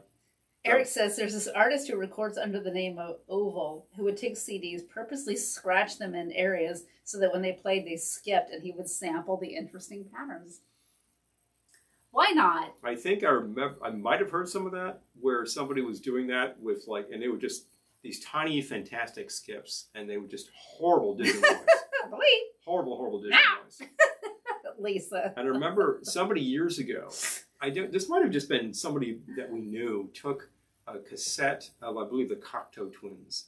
Oh, yeah. And took that and re-recorded it onto another deck, but cranked the levels so that it was distorted, and then did it again, and then did it again. Oh, and then eventually ended up with this massive, distorted sound. And it's like, that was the Cocteau Twins to start with. And, you know, I'm not going to say I sat there listening to it, but I thought, okay, no, that's an interesting experiment. And I don't think it was anybody, you know, with a name. I think it was just somebody we knew who did this. I have more experimental music stories. It was kind of fun. And then we're getting on to... From dating Paul. And then we're getting on to... Yeah. I just started talking about massive distortion. Anybody? Are you with me now? Metal Machine Music, Lou Reed. Good grief. That's called a debacle, but Lou stuck with it.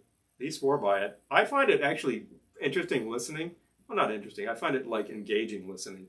It's not some kind of great piece of music. It's just kind of fun. You know, it was a real debacle at the time, though. Good stories about that. Quadraphonic, yes. And yes, just in case you're wondering, we own Metal Machine Music in Quad. Can play it back on the right system, too. He's not called Captain Quad for nothing. Hey! So I have two stories that immediately come to mind. Oh. Yeah, about dating Paul. I'm thinking of one of them, but there's another one. Okay, so the first would have to be, you know, let's start from the beginning. It's good to begin at the beginning. Okay. Chadbourne. Eugene Chadbourne. Okay, all right. Where's my buddy Played John? electric bird cages. I'm going to find my phone and like dial up my buddy John. So anyway, okay, so the first story is back when Paul and I were dating. That's like photocopying a picture 100 times. Oh, Ken, yeah, exactly. I heard Reed himself said the album drove him nuts. Okay, so anyway, my first story. Back when Paul and I hadn't been dating for that long, he invited me to a show. That I was involved with. That he was involved with. And it was at this tiny space in the village. And, I mean, you could probably fit like 10 people in there. And, you know, he's playing turntables, and there are musicians there and whatever. And they're doing their thing, and you can't really hear Paul. Like, he's not amplified well. But I'm just watching this going, oh, okay, whatever. And then this woman gets up out of the audience and starts dancing in front of the band. Sort of that free-form dance that you expect. Yeah, she's like, it's Grateful like Dead shows. Performance art or whatever. And I'm just thinking like, oh, okay, interesting. Like, I'm still trying to keep an open mind. And then the music stopped, and two members of the band got in a fight. The guitarists. They got, and like, about her dancing and stuff. And yeah, anyway. So it wasn't, and there's a part of me that's thinking like the fight, oh, it's all part of the show. No, they're just like arguing. I can name them. Gunnar Mueller, guitarist number 1, and Harry Stuckey, I think, was guitarist number 2. It was Harry's girlfriend. She was inspired. She got up and dance. Oh, if anyone knows these guys, they're going to get on here now and leave us Harry? Bad feedback. Hey, you still out there, Harry? That was a fun night, Harry. I was in the back there trying to play in extremely cramped conditions with Norman Salant to my right, also trying to be heard with his horns above all this racket. And we're both looking at each other like, okay, this is where it gets fun. Chess says, saw Eugene with Jimmy Carl Black a couple of times. I love it. Okay. Yeah, we're just looking at Jimmy Carl on Mother's Amy says, video. my friends and I call it expressionist dancers. So anyway, so cut, fast forward to a few days later, I'm waiting for the F train with Paul, and I think John was there too. Mm-hmm.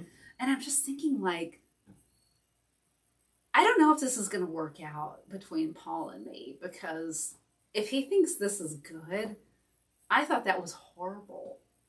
And I'm just like, is this even going to work out? And yeah, and then it somehow came up, and they're like, "Oh God, that was," I was like, "Oh, thank heavens," like they thought it was horrible too. And then there was another time when you were performing. I think it might have been Dr. Benstock. Was it Dr. Benstock? Could be. Anyway, the act. There were a lot of acts on this bill, and none of 1,000 bands. I was starving. So this we're in the East Village. Act that is going before them. Basically, it's 2 guitars, right? I think it was about 4 pieces, and there were 2 guys with guitars. So one guy was just trying to set his guitar strings on fire the whole time. And then they were balancing a guitar on an amplifier and beating it with a chain. You're conflating 2 things. There was a guy who was solo, balancing his guitar on his amp to make noise, and he kept slipping, so he was screwing up. I knew this. Hello, Pepper Tree. Good to see you. But then was followed by like 4 or 5 pieces, and there were 2 guitarists, and one of them was literally like making noise, lighting his guitar on fire, and beating with the chain. If you're in some tiny little rat hole in the East Village and somebody's lighting things on fire, get the hell out. That's all I got to say. Well, I was young and stupid and wasn't worried about that, but I was hangry, and I was like, wow, I have to sit through this. I think the killer was that we had already performed. Yeah, and they couldn't get their stuff because all of these other people were performing. So we finally decided, screw it, no one's going to steal our turntables. We just left and went to Kiev and got a big bowl of chicken noodle soup. Exactly. And some pierogies. And then we went back later and we're like, what the hell was that, Oh, Eric, so, I like classic story. I love Laurie Anderson. Laurie Anderson's great. And Ken says Paul was a chick magnet. Yeah. Tell Paul 30 years ago that. Likely story. Oh, Pepper Tree. That is actually a print by our friend Fred Rawls. Who was here tonight. Watching earlier. Yeah. I don't know if he's still here, but yeah. I love that print too. So, thank you. It's it may look a little shy, I guess, but it's actually a Fred original. Yes. As a matter of fact. Yes, but we love it too. If you pierogi, yes. The people who circulate among this crowd, you might think this looks like somebody in the crowd, and actually it's not. It is a different person. We're just saying that. But Fred is so also known as the acid 2-step. Oh, Fred is still here. Fred, yes, you're getting love for your print. Fred is so reputable that he noticed that he had sold us a print in a frame that didn't fit the frame, and he said, damn it, and he sent us a print that did fit the frame, so we reframed with the longer print. So I will absolutely credit the man, and if he doesn't drop a link to his art right now, he's missing something. Eric got to meet Laurie Anderson. People need to know Fred. Yep. Love her. Oh, wow, fun.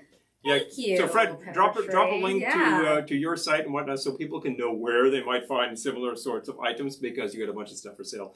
And you know what? It's cool. Also does custom art. Hint, hint. Just saying. Yeah. Very cool. We will promote our artist friends, whatever they're doing. We had Devin earlier who said she had to actually split, but has just published a book and sent us a copy. Fairy Wing. It's next up in my reading queue. So we'll be checking that out and, providing a little commentary about that. Absolutely worth your time. Hold on. Amy says there used to be a band in Cambridge called the Ski-adelics who played electric skis.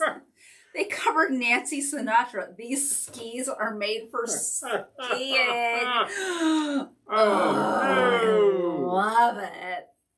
I was just listening to a band who I think was Cambridge bound back in the day called The Ultimate Spinach. Wait, Robert, you live in Cleveland?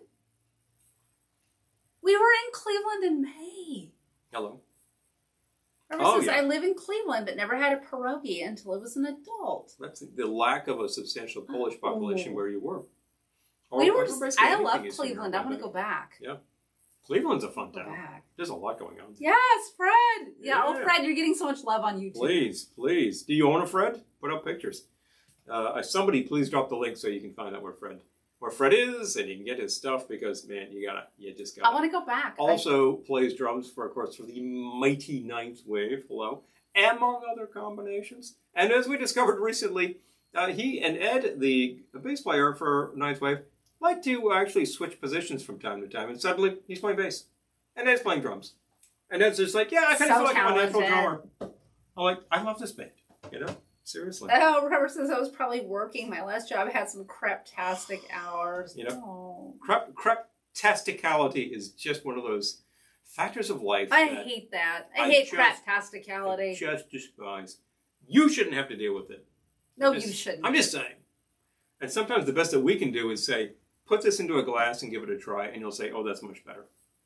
Harry says, now you're going to make me get pierogies. Now I want a pierogi. Oh, yeah, I kind of feel like pierogies.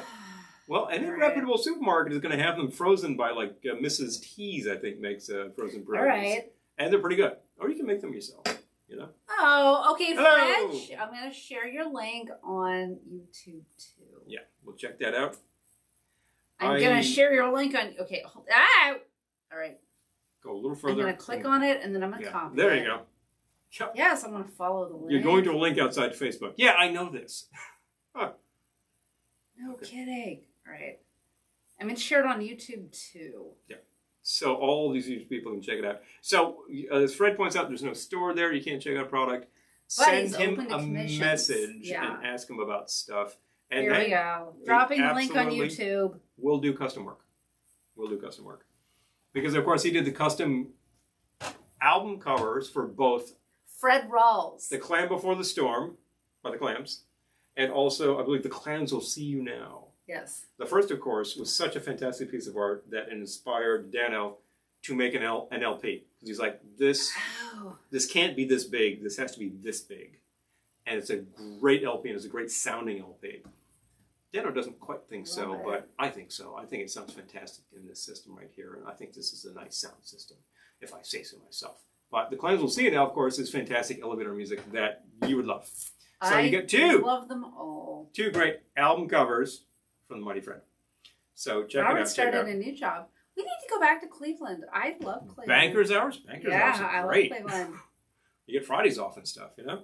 Eric says, one of these days I'm going to attempt to make a homemade pierogi. I lived with a gent for some time, a roommate from a guy from college that I knew. I think I brought him to New York, where he still successfully is, and he's also successfully married with kids. So, hey, that'll work for him, right? But we lived together for about 3 years. That made it sound like we have kids, which we do not. They do. We don't. And he made pierogies. He would literally, like, flour and water, make the dough, roll it out, you know, make the circles, fill with your potato filling, boil the potatoes in the meantime, make the potato filling, and then boil the pierogies. I haven't done that, but I have made similar with... Oh, Fred says that LP was really good. Right? That yes, LP is great. I completely agree. It's a lot of fun. And Robert says, yes, come back. Please. Absolutely. Pierogi and Mrs. Dashtini. Dashtini! I think we could have a really good time in Cleveland, actually. Well, we already have, and we'll do it again. Let's put it that way. Dano says thank you. No, yeah, seriously. That album is still available. If Dano wants to drop the link to that. Yeah, I think I could find the link myself. I'm telling you. I actually still have a bottle, we still have a bottle of rye whiskey over there, and I still have some premix to make some old-fashioned from Hold on, I've done that several times, and it's like... I got the link right here. I'm feeling more like old-fashions these days. I was never a big fan, but I kind of like them a lot. You became a fan. You know? I'm going to drop the link to the clams, too. Check out the clams. This is a fine surf combo. The album has two different sides. One of them is like dance party. One of them is Doug, hello. Just saw you there. Same as Crab Rangoon. Yeah, I love me some Crab Rangoon. One of them is dance party and one of them is tiki party. You would like both of those. So check that out. Crab Rangoon, it reminds me of Crab Rangoon pizza from Des Moines, which was outrageous and outrageously good. Eric says, I was successful in making my favorite Polish treat, Kruczki. Kruczki. Ah. Are those donuts? Or are those like deep fried things that look a lot like pizzelles? I get confused. Oh, yeah. Our supermarket sells that stuff. Yeah. There's both of those you can find. I just served pierogies with Salisbury steak for a dinner party. Lisa says, oh my gosh. Oh. Okay. That sounds like that's a stick to your ribs dinner right there. I'm eating pierogi more by the minute. I feel like a shot of vodka. I'm not going to have a shot of vodka. I would have a drink. I've only had one actual mixed drink tonight. I've had two, but you know what? I think it's time to get out that cider and work with that. Well, I've been getting it cold, so guess what? Oh my gosh, Robert says there's a place in Lakewood, Ohio that makes baked potato pizza. Baked potato. What? Wow. Wouldn't you expect that to be in like Idaho or Montana? Oh, crab Rangoon Dip. Amy, which recipe did you find? I made crab Rangoon Dip one time and it was amazing. It was good. And we at a party actually were making and frying up crab Rangoon from scratch. Because we were stupid back Because then. we were stupid back then. We would sit there with hot oil at a party. But we made them and served them and they were awesome. So I would say if you want to do that, don't. I'm not that stupid Go to your local Chinese-American joint and just order a bunch of crab Rangoon and bring them to the party and throw them in the oven. Don't be a fool. But, you know, if you want to make your own, they're very good. Oh, okay. They're a dough you fry. It's similar to funnel cake. Oh, yeah. Okay, yeah. Kruschicky. Thank you. Yeah, pronouncing Polish is completely beyond me. Too many consonants. I don't even remember what I said, but I think I said Kruszki, but Kruschicky. Okay. It's not that hard, really, at the end of the day. There's also those I think I said Krustiki because, you know, tiki. Oh, you're thinking of Krusty, you know? Krusty the Clown. The Krusty Show. Krusty Gavin. Hi, Nora. Well, hello. Oh, the Herschel. Oh, thank you. There we go. Oh, okay, Nora, I got to share this on YouTube too. Oh. You know, Robert says this is amazing card porn. We did not promise pornography, but if you're getting it, oh well, you know, walk with it. So you know what? I gotta follow this link that Nora just shared. We're not only talking good food and drink here tonight, we suddenly got culture. We got the Hirshhorn. Oh man, we do. Kick that ass. Lori Anderson, the weather. Through July 2022. So you got some time, folks. Oh, boy. All right, I got to share this on YouTube, too. Well, you know, no, she is a performance artist from way back that has been doing this well for a long time. And there's a Lou Reed connection. Boom, Lori Anderson. Boom, done. All right, I hope that link works. Tiki can be pretty crusty, so you're not entirely wrong. It depends on who you're talking to. Right, but, some folks are pretty crusty. Okay, that link did work. Thank you, Nora. So true. Okay, so Lori Anderson fans. Okay. Of whom I am one. So this is an exhibit called The Weather. Yes. And it looks like she's got a bunch of stuff going on. The largest ever U.S. exhibition of artwork by groundbreaking multimedia artist, performance musician, writer Lori Anderson. I love it. More than a dozen new artworks. Oh, wow. Ton of stuff. Well, we were already thinking we need a return trip to D.C. That looks like a electric violin with a turntable on it. Okay, well, you know, she's, among other things, she's got a good sense of humor. Yes. About what she does. Definitely. That's very important. So many of the things that I perform with have no sense of humor, and you go, wow, how dire. I always like to throw some humor in there. When I performed with my buddy John, I just actually paged him and said, hey, you might want to join in on this discussion. So he might turn up. But we will play turntables. And we would play with records, is what we would do. And, well, one of these days we'll revive that and get to hear it. Because a good concept never dies. And Doug says, here on the southern Chesapeake, crab dip is a big thing. I see no reason not to wrap in some in wonton and drop it in some hot fat. Oh, man. It totally works. Crab cakes, crab dip, crab anything. Chaz says, in the Midwest, we bake them, called a pasty. Pasty. Love it. There you go. Love it. Like baked pierogies. Now, the pasty sounds like what they call that kind of a turnover. Eric, I just dropped the link. In the UK or Jamaica, pasties. Definitely. And you can have those with cheese, meat, potato, you know, all sorts of things. Jamaican beef patties sound awfully similar, you know, just sort of pastry around a bunch of ground beef and spices. All of this is making me think that we need to buy that vehicle that we want to tour the country and shoot video and try all these amazing things. Many of these things are still out there. I think part of our North Star with these things are some food writers called the Sterns. Whom we saw at the Smithsonian. Speaking of which, Eleonora. Yes. And they are... Oh, Christian Markley. Eric, even I know that name. Yep. I don't know why, but because of him, I know that name, Christian Markley.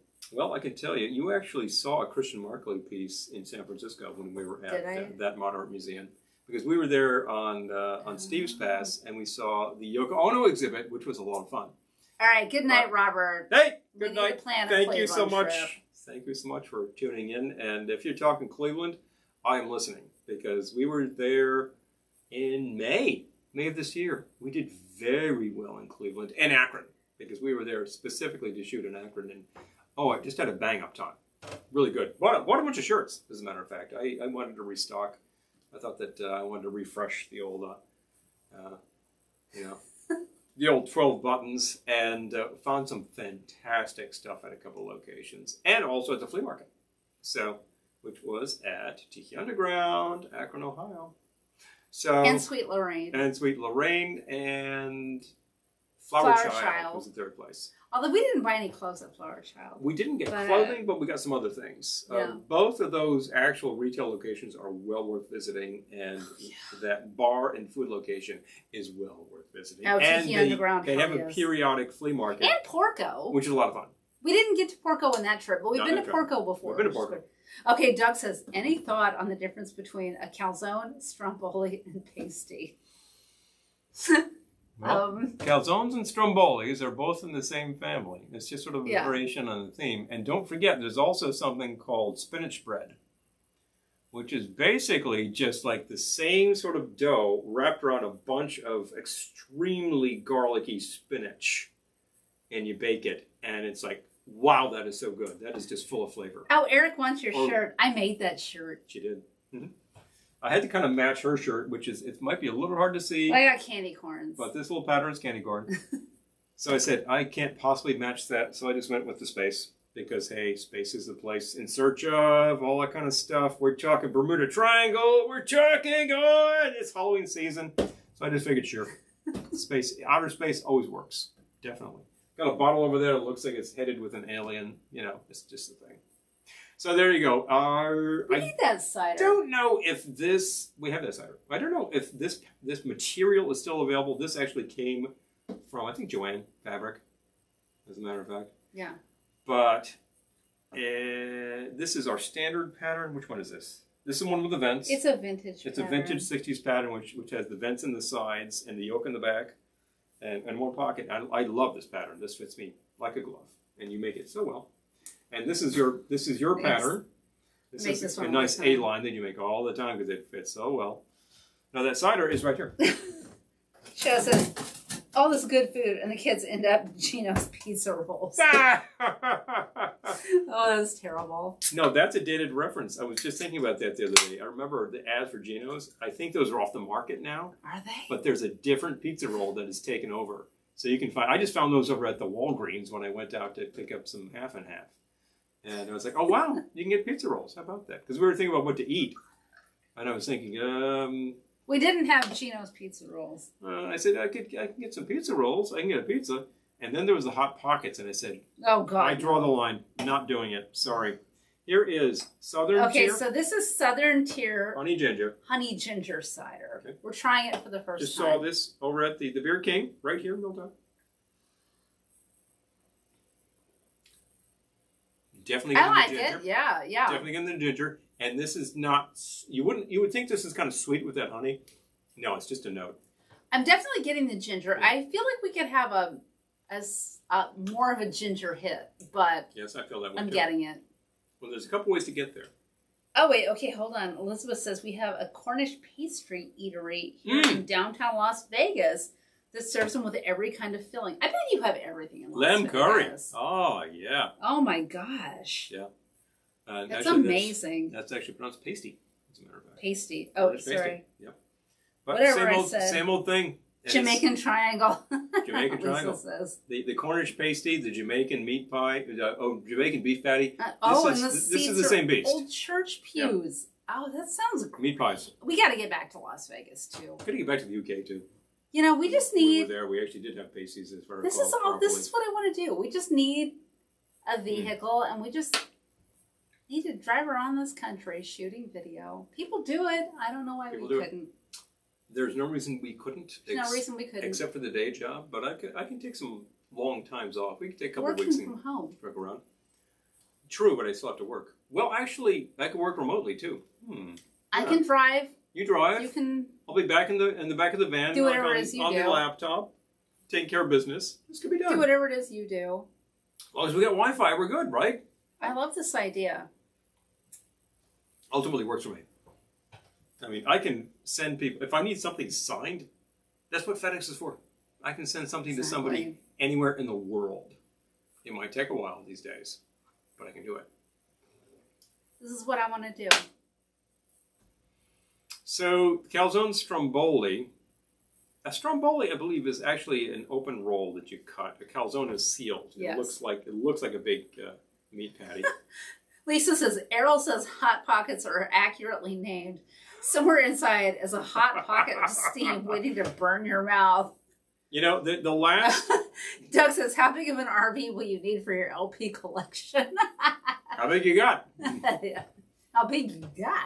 When you actually show me the turntable that is completely impervious to road vibration, we'll start talking about taking LPs on the road. Lisa says, oh, yes, traveling video. I just want to wander the desert area. Oh, love the desert. Love driving Film the from desert. home bars around the country. There is someone already doing that. Yeah. But I want to film from national monuments around the country. Now we're talking. You're talking everything from Death Valley to Devil's Tower. I want to do videos from Mount Rushmore. Yep. And Meteor Crater.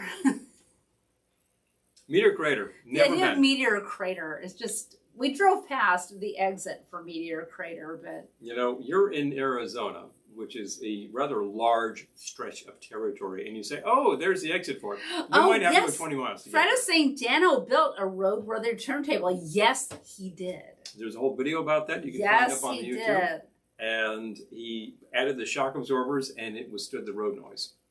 It withstood all the vibration. We actually found at one point, I was been discussing doing gigs with this thing called Dr. Benstock. Well, one time we were on a gig to a place in western Massachusetts. I believe that was Springfield or Greenfield. And managed to hit the Merritt on the way until we headed north. And I had taken along the old PTO-1. That's that little Newmark turntable that's the size of this laptop. Brilliant little device. Used this recently to play a gig before the Clans played. Right? And I was thinking, I want to reinvent the Highway Hi-Fi. Oh, Elizabeth, hold on, I have to interject. Uh-huh. Lisa says, so many places to go along Route 66, hitting up the Vegas to Albuquerque trail soon. Oh, good for you. I love that. Can I take that sneaky left turn at Albuquerque? I love it. That sneaky left turn at Albuquerque? Doug says, I plan to have 8-track on the 66 Chris Craft next summer. And we're shooting video there. That's right. We need to have that sort of thing happen. Do you need some appropriate vintage tapes? Yacht Rock, for example. Hello. Well, Yacht Rock is built around the 8-track tape, I gotta say. Oh my gosh. Oh, so inspired. I'm getting plumbed. Now, I want to, yeah. We've been talking about buying a vehicle. We gotta buy a freaking vehicle. Uh-oh. Let's see. Just fix these 3 over here. Off of the so we have, repair table. Off the repair table. So we've got King Crimson, Starless, and Bible Black. This is among my King Crimson collection, which is almost entirely 8-track tapes. This is a good old Atlantic tape from the 70s, pink cartridge, big fun.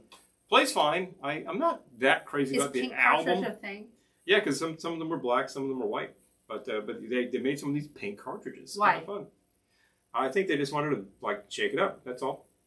So I would definitely recommend the album Red on this format. Let's see. Just fix this one. Yes, Amy. Maud Betty did do the Route 66 drive, and we love Maud Betty. Oh, so, yeah. No, she's got the right sensibility, and she knows. She knows. How about Paul can help you with that, Doug, by the way. How about Blue Oyster Cult Some Enchanted Evening? I've had this for a very long time. Rediscovered that I still had it, and I said, oh, yeah. I put it in, and it was rattling all over the place, making a ton of noise. I popped it apart and said, oh, this tape is getting all bound up. I gave it a few spins, replaced the splice, working fine. Not a problem. He's big on 8-track repair. So this is like the big pain in the neck are these Learjet cartridges from the 60s. These are absolutely impenetrable. But you can pop them open. You've got to replace the pinch roller, which I did. Oh, hold on. Eric says... New rubber. Eric says, I like this YouTube channel called Wonder Hussy. I assume it's Wander. Yeah, Wander Hussy. It's spelled the same. Oh, yeah. She does these road trips from her trailer and films them. Oh, One of these recent videos has her showing places behind the main Vegas Strip. Basically, my ideal job description. The man behind the man behind the man. That's it. That's Vegas. That's the stuff. So anyway, if you want to rebuild a Learjet, you've got to pop it open. You've got to remove the gunky pinch roller. This thing had completely turned not to goo, but to concrete. So I had to literally take a chisel and just get in there and crap it all out, and then just completely clean it with a ton of alcohol. Replace the rubber on there after you clean off the little like plastic bracket. Put that all back together. Put the whole thing, new splice, hold on, and let it run. And so I'm still working on this thing because it's giving me some grief. But I got Guess Gilberto happening here on a 1966 8-track tape. So what the hell? Sounds pretty good. Come back. Oh, I'm just dumping these tapes. I need to. Hold on.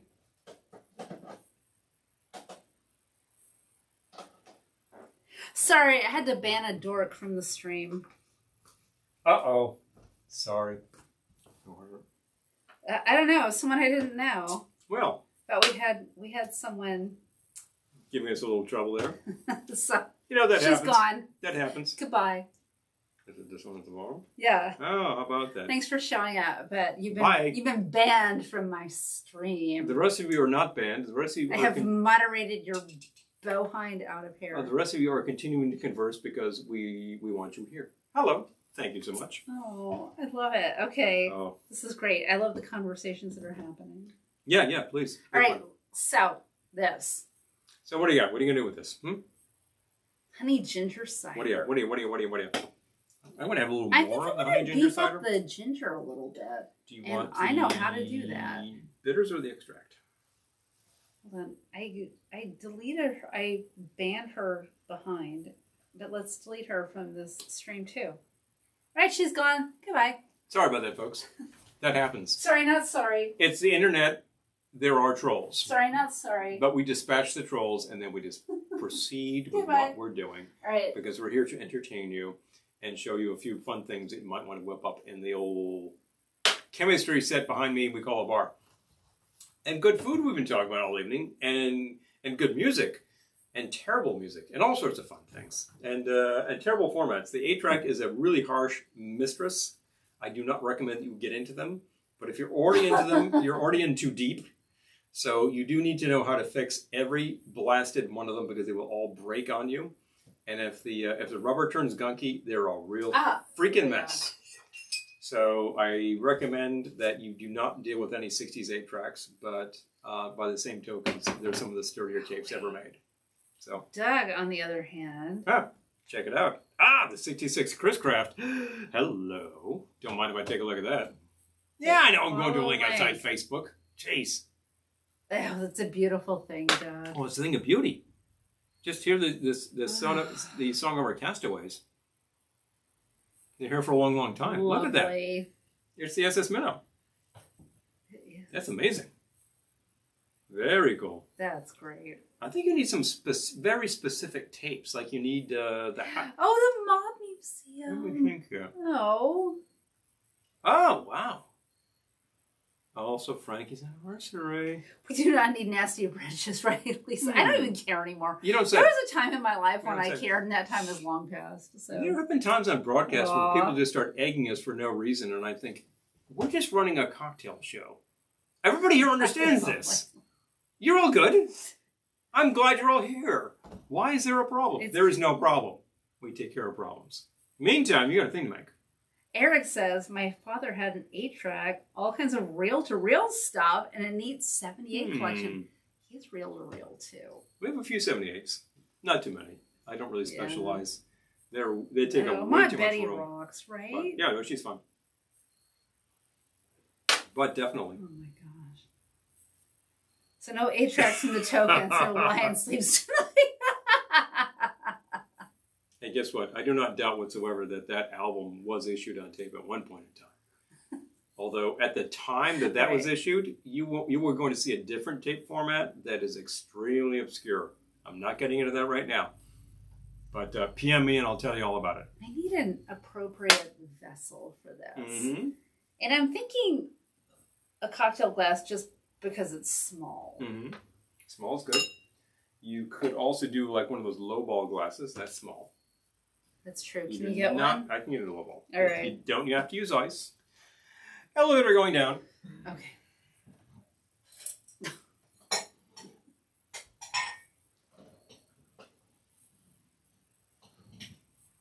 Gotta dig it out because it's kind of very. That's why I didn't want to No. go for it. No. I think I could use some light down here because they're way, way back. Maybe we need to install some lights down there. Yeah, Just maybe we saying. do, huh? Use the pestle with a pestle. Oh my gosh. Now you're talking. Yes. You got that right. Court jester. Low ball. Thank you. All right. I love the court jester reference. Okay. So, It's awesome. the best way to up the ginger content of anything is a Barrow's Intense Ginger Liqueur. It's called intense for a reason. Oh, Chad says, had a friend with a quad 8-track deck in his car. Lots of moody blues. Oh. Yeah, I think there are. Oh. Lisa says, I guess I just missed out on what went on. Oh yeah, big fun. Oh, yeah, it was, you know, the drama level was minimal. Get in the private room later. We'll tell you about it. Oh yeah, I think there's 6 different Moody Blues albums released on Quad 8 at the same time. Also on open roll tape. Wait. Not on LP, interestingly enough. Oh yeah. Oh, Eric says, I think he got the 8-track because of quadraphonic sound. He thought it was the real surround sound. Next Next to binaural, of course. Yeah. And then Ken says, there was a time people broke into cars to steal 8-track tape players. No, really? Yeah, compared to the smartphone. Oh. Yeah, the 8-track, the, Wow, the okay. 70s smartphone. All right. Well, not only is there a whole Chips episode devoted to stealing 8-track players from vans on the beach, right? That's hilarious. True, there is. But I remember buying a player, and I either bought a player or inherited a player for $0, which had a little bracket at the top with a handle, because you would install it in your car and it would like slide into place and play. And when you wanted to go, like, you know, when you would stop wherever you were, you would pull the player out and take it with you so that it wouldn't get stolen. And I think I took the bracket off because I was like, I don't have the thing that this mates up with, so this is useless. But it's hilarious that there was a threat of your 8-track player being stolen. Elizabeth You says, know? always thought the auto flip on 8 tracks was magical. I love that. You know what the magic is? It's a little piece of metal foil. And it actually hits a little sensor and it goes switch and the head goes down. And it switches 4 times per tape. And that's why your 8-track head was never aligned properly and sounded horrible. But if you aligned it every 6 months, you would have been fine. You know? We've got tapes from the 60s that sound just brilliant. I mean, really, really great. I think the one that I just play over and over is Peter Gunn, Volume 1 and 2. 2 albums on one big, massive 8-track cartridge. I thought the one you played over and over was Steve Miller Band. No, I haven't played that in a long time, but I do play Bitches You Brew. played it the other day. I play Bitches Brew a lot. So that's one that I definitely... Also another... Okay, album. so I did 3/4 of an ounce of the Barrow's Intense Ginger Liqueur and 3/4 of an ounce bourbon, and I'm going to fill my lowball glass with my honey ginger cider. Now you're talking. That sounds like a really good combo. How we doing? Oh, it is. And it is. But you know. Oh, it is. But you knew when you know. Always had one tape modified to store things. Oh, yeah. Oh, Lisa has an 8-track player too. I love it. And you know, they're out there. How did the car do it? Oh. How did the car do it? What car do it? Oh, how did the car do it? Yeah. Oh, we can explain that easily. All right, we'll go for it. Do you want to see what's inside an 8-track tape? Anybody? You want to see? Do it, because I gotta share my recipe. I got a tape that has to be fixed anyway, so I might as well pop it. Oh God. So here's the perfect... If anyone's still watching, they'll leave now. Perfect tool. Got the old Swiss Army knife. You want to find that screwdriver that is this size underneath the tool. And even the ones with 4 blades usually have this. So that, about that size of a screwdriver. Be right back. Oh no. I created a little tray for him. That's his 8-track repair station. All right, so here we Go have. grab an 8-track from Here we it. have a very unusual cartridge. Most of the cartridges that you can think of contained albums by bands called Led Zeppelin and Lynyrd Skynyrd, both misspelled, and or say the Beatles or everybody. Everyone was an 8-track. Steve Miller, that's a perfect 8-track artist right there. Bob Seger, now we're talking 8-track tape, baby. Moody Blues, absolutely huge hit 70s. So, but here we have one that's actually Walter Carlos, switched on Bach too. Second volume was switched on Bach. This was probably issued around 74 because this actually has Dolby. Dolby noise reduction on an 8-track tape. Big fun. Writing down my recipe. As it turns out, these are the easiest tapes to open because Columbia thought that they might break. So guess what? All you need to do is take a screwdriver. You got 3 tabs. 1, 2, 3. Get underneath there. Pop the tab. Okay. Might be a little bit of a stunt, but there it goes. Pop the tab in the back. Isn't this great? Learning to fix these damn things. Pop the tab in the back. You didn't know what you were in for when you came here tonight, did you? Off comes the shell. The shell has a code. This was manufactured in March of 1975. How about that? Bang. Here's what's inside the tape. Hold on because it's going to spill and make a mess. There's the tape. Can't wait. This is 1 reel of tape. Okay, it's loose because it's broken. You gotta get a foam pressure pad that's fallen to hell because it's made out of weather stripping foam. You need to replace that. Ken says, Rubber's good. oh, Lisa says, I'd record on mine. Ken says, we need an 8-track cocktail, clearly. Eric says, I've never seen an 8-track recorder. When I was a kid and saw these blank 8-tracks, I was like, really? What? Really? What?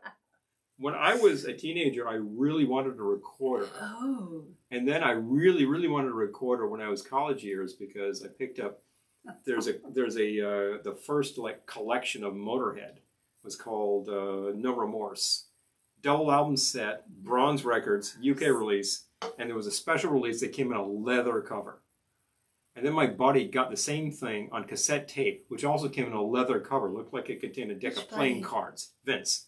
Oh. So we got this thing that looks like a deck of playing cards, and then I got this whole album that comes in. It's leather. I still have this. It smells. And then I thought, well, that's great, but you know what you really need for these guys? Because this is a 70s band. You need the leather 8-track. But I didn't have an 8-track recorder, so I couldn't do it at the time. But I got one now. Eric says, I can't believe I No, I still need to have do the it. 8-track Overnight Sensation by Oh, Frank the Zappa. Oh, yeah. Lisa says it's a very informative evening. This is what we do. And you know, I didn't know where she was coming from, but I just And named Doug says, Dynamo Home. cassette decks were also targeted, but car audio just needs to be louder than the engine, so the Kmart deck was fine. You could have the El Cheapo and it was okay.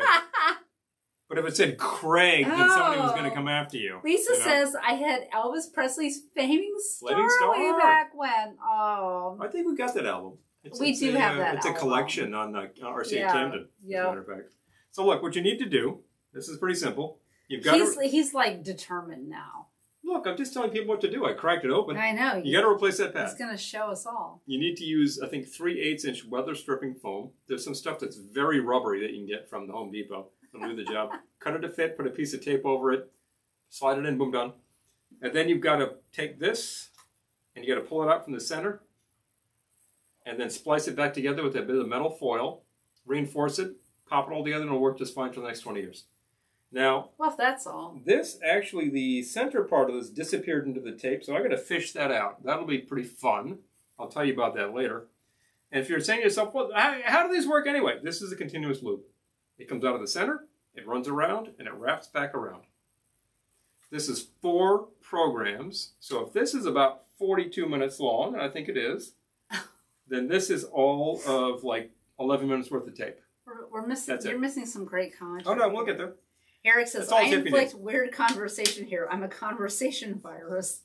Then he says, I think the exotic music format I thought would last that I got was mini disc. Oh, mini. I remember mini disc. We spent a lot of time with mini disc, actually.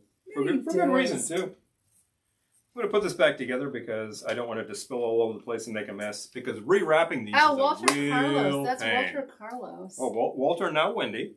Yep. Walter was always Wendy. Just actually achieved destiny. Walter or Wendy is brilliant. Absolutely brilliant. Did the music Walter for on this Clockwork cassette. Orange. But this is the Switched on Bach. This is the second album. The first one caused her a lot of fits at the time when she went on tour with it. Because the original modular Moog is really irascible in live performance. But she stuck to the studio, also was a big proponent of quadraphonic sound, made some really great sounding surround sound stuff. Definite fan of Wendy. Still around. I think she's about 84. Wow. Go check out Wendy Carlos. There's some great stuff out Ken there. says Elvis hologram scene in Blade Runner is exactly like my Elvis 8-track experience. Oh my gosh. Hello.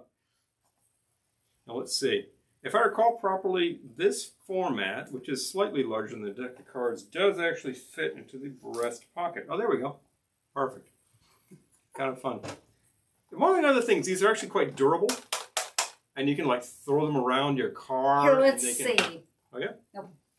I'm kidding. Whoa! I'm not going to do that. Yeah, not with the tape whacking around like that anyway. Wait, Julie says I was like Sonic Seasonings. Seasonings. Oh, yeah. Sonic Okay. Seasonings. Yeah. I've owned that for years, and just recently I was spinning. I think we have it on tape, and I was spinning it. And I was like, "This is a really great sounding record." I do like that a lot. Yeah. Elizabeth says conversation viruses are in line with oral flatulence experience. Oh my! I love you guys. This is why we do this. Oh, she did Tron as well, Eric says. Yes.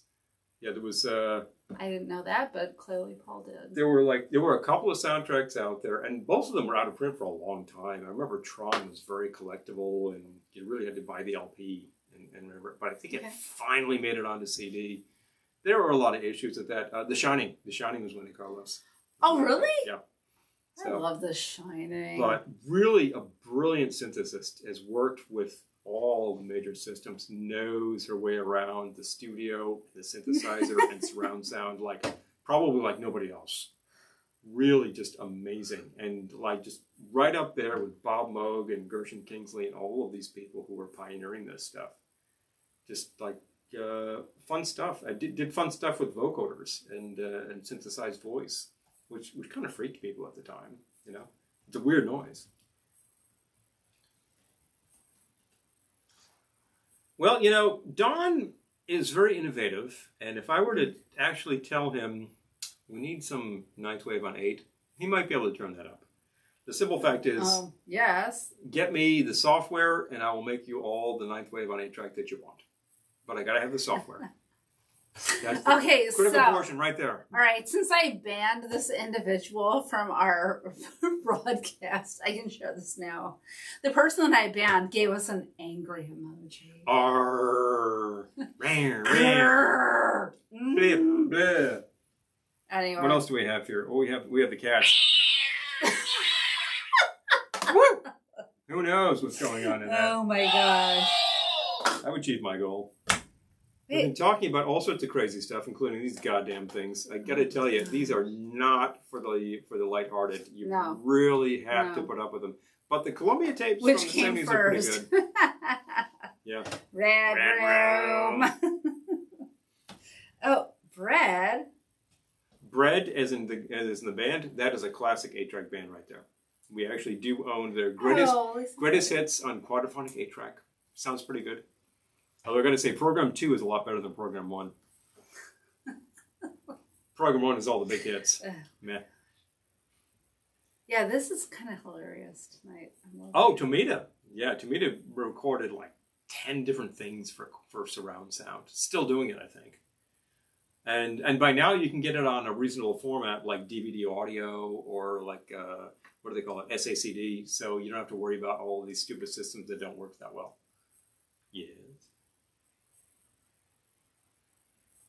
Suzanne Choi. Oh.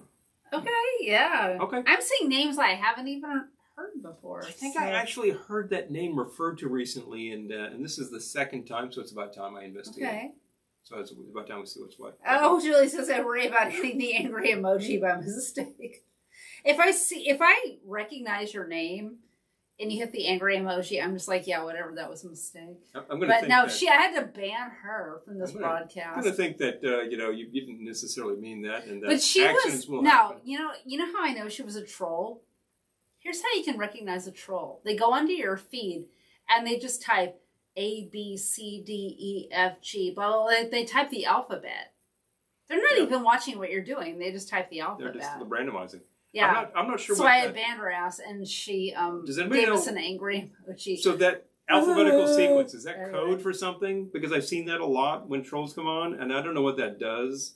And there's a lot of this kind of crap that kicks around the internet, and it's easy to identify. I get spam at work that is clearly designed to entrap me, and I report it. And then my IT department comes back and says, "Hi, you discovered a moron. Congratulations, Thank you. you recognized phishing." And I do, because it looks so bad.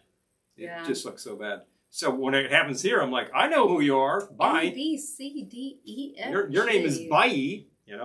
What a pain. Okay. Yeah. The planets by Tomita. Oh, yeah. I think we have snowflakes and one other. No, for commercial jingles back in the day. Eric says, okay, great. Big fun. I love it. Big fun. Oh, yeah, thank you. We got more people here, too. But why type the alphabet, Amy? I have no idea. Anybody? I mean, I'm not asking you because you're baffled, too. But if anybody knows what the hell that's all about. So, to me, okay. So, we're having the same discussion here. All right. Yep. Yeah, I have no idea about the alphabet. I can't tell you. But whatever. Tomita was another one of those guys who spent a lot of time with Moog modules. And you look at his album covers, and he's got like 40 different tape decks that he's working with. It's really crazy. It's like Daryl Dragon. But it is. It's very much in that vein. Like very, very complicated setups. It's what you had to do at the time.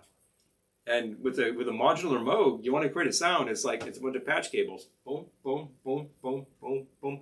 You got to get like 4 different oscillators going simultaneously. Wait. And there you go. Even trolls need a cocktail Kansas. I love it.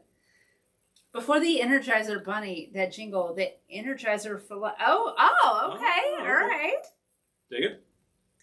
Lisa says trolls have no life. Yeah. Exactly. Yeah, there's nothing happening there. I'm sorry, folks. Not you. Elizabeth says, not sure about the alphabet cult, but questionable if trolls can spell. Maybe that's it. Stuck on Band-Aid and Band-Aid stuck on you. Oh. Hoopla! Okay. Oh, all right. Yeah. Ah, okay. Sounds like she was busy. We've actually discussed on this program the difference between a modular Moog and a Buchla. Moog was made by a guy named Bob Moog. Troll Farms posts give the account influencer credibility. Fakes being a real person. So you post any kind of bullshit, and suddenly you go, "Oh, there's a thing going on." Facebook jail. I'm just gonna call it what it is. Bull is bull. You know what it is. I'm kidding. Yeah. Cuss all you want. She's funny. You can call. You can talk about these people with whatever terms you want to use because they are. But okay, that's interesting. Yeah. So suddenly you got this thing, and Buchla was Buchla. Now, and Moog, of course, is spelled M-O-O-G. That frequently is used to rhyme with words like moo. So it looks like it's pronounced Moog, but it's pronounced Moog. Bob is no longer with us, but I believe he left us at about 82. So he did his time and did good work. And I don't know about Don Buchla if he's still kicking around, but if he is, he's probably about 90. And he did for the West Coast what Moog did for the East Coast. It was really, at the end of the day, it's not like it's any kind of rocket science. You just need to hook up a whole ton of modulators and make different sounds. It's just very complicated. And those two instruments really influenced the generation. Moog was used, Walter and Wendy Carlos used a Moog. Morton Subotnick used a Buchla. Wait. As I recall. Okay, wait, Subotnick's kind of fun, too. Eric says she won a Clio award for the commercials she did for General Electric, where a dishwasher bragged about itself being translated into this beep musical language and translated on screen. That is really specific. Yeah. There's a lot of fun stuff going on there. He passed away 3 years ago. That's Don. Okay. All right. Okay. Well, good to know. I'm not gonna go like yanking on forever about Don Buchla if he's no longer with us to talk about it. But he did work for decades, so that's a good run. Wow. And we talked about him or Morton Subotnick. That's a good question. I thought that Morton was still around. still doing, because I think that he has a whole series of albums that came out on a CD label that I worked with at one point, and I can't remember. And if I did, I would drop it on you. I can't remember. But they did some great surround sound re-releases of his classic stuff, like Touch, which is a pretty cool record, and Sidewinder, another pretty cool record. And they just did them on like SACD, and it's about time this came out on a format that will just play it properly. Easy, you know. It should be able to be heard that way. I spent a lot of time trying to make all this quad stuff work, and sometimes it doesn't. And at the end of the day, is it a waste of your time? Oh yeah, it's a waste of your time. Angry. It's a waste of your time. But when it works, it's good. You know, the quad tapes usually work just fine. Oh, excellent. Okay. So let's see. I need a little something. What's missing here? He does. What's missing here? I'm just yakking away. Throat's getting dry. We need something to actually, handle that sort of problem. What do we got? I'm not going to make that rum martini. I think that's for the best. Yeah. But primarily because I don't have a black olive, so it would just be pointless. I'm not going to make a pointless drink. Also gross. But I could do something fun with what we've got to play with here, because we've already cracked the can, and I could do a fill. And maybe I want to do a fill with a coupe, because that's one of my favorite styles of glass. Oh. Hello. Oh, okay. Let's get it cold. You want to get it cold fast? Do it. All the ice, son. Do it. There we go. So. Do it. I'm a bad influence lately. Oh, what are you doing?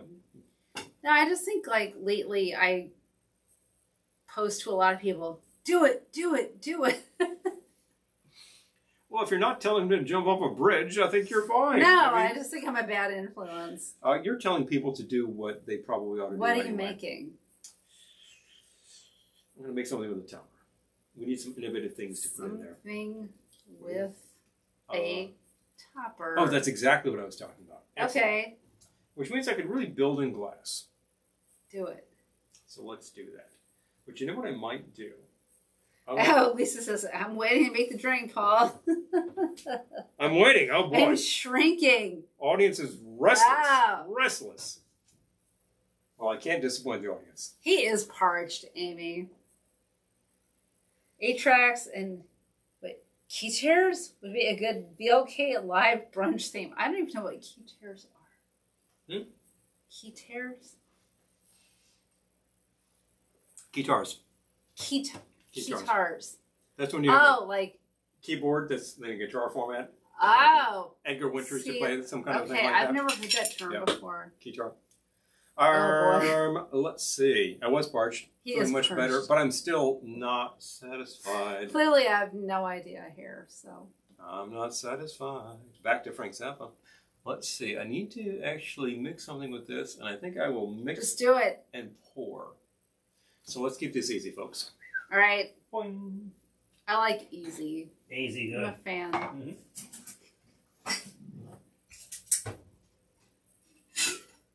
But you're still shaking. I need a metal part. And a strainer. I can't help you. Nope. All That's right. it. That's all we need. This is getting cold, and then we start putting stuff in. Or we start putting stuff in right now. A good base for this. Let's work with the the Krampus. Aha! Oh, the Krampus. Aha! Going for the Krampus. Jan Hammer played one in the video he did for Miami Vice. Oh, theme. yeah. Oh! Jan. That's right. Okay. Well, this is... That's a good theme. 110 proof, which means I don't need any more than an ounce. In fact, 3/4 would be just fine. So here we go. 1 ounce. What are you doing? Of the Krampus. That was 3/4. Oh, 3/4 of an ounce. That's fine.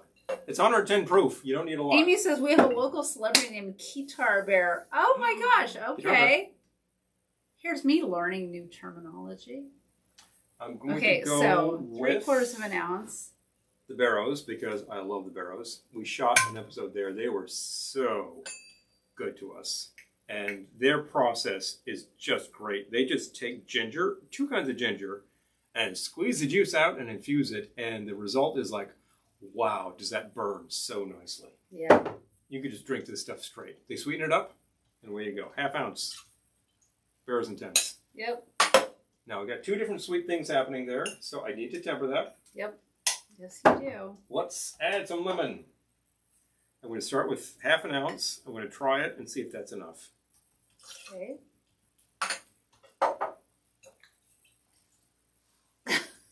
Agitate. Agitate bien. Oh, trying that without ice. Just, That's good though. I can tell. Would I drink this now? No, it's not cold. Don't be silly. Add ice. Retrieve your spoon. Lisa says, I love Edgar Winter. Okay. Edgar Winter. We Wasn't happen he from Texas. Oh, okay. Edgar and Johnny from Texas. Edgar Winter Group had the big hits, Free Ride and Frankenstein, both featured on the album. They only come And out Lisa at also night. says, like cooking a one-pot meal, like a one-glass drink. Exactly. Keep it easy. He actually has a couple of albums recently. Oh, wow. Is that Jan Hammer? Or Edgar Winter. Oh my gosh. Hi, Miko9. Good to see you. Hey, Miko. All right, that's cold. Tink. Straight into your coupe. Doug says, I was just thinking about Sporty Spice, Boston's own.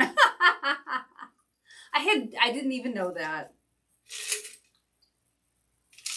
All right, so The more you know. so far you got a pretty good sour, which I Okay. think is very good on its own.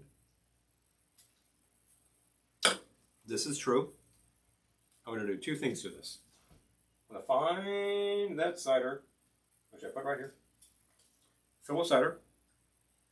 And I would like some appropriate bitters to put on there. What are you thinking? I'm looking at what you did. Okay, definitely. Oh, I've got it. There we go. I was going to say definitely not anything spicy. Here. Orange. Yep. That will work just fine.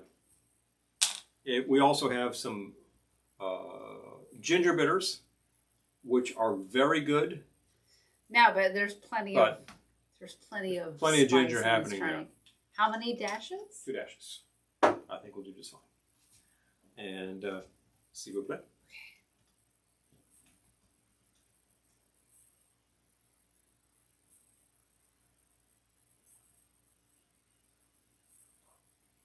Oh, that's really good. Mm-hmm. Simple and Yes. direct. If you're thinking, this kind of sounds like one of Yes. those French 75 variations. Yeah, it does. It's a great formula.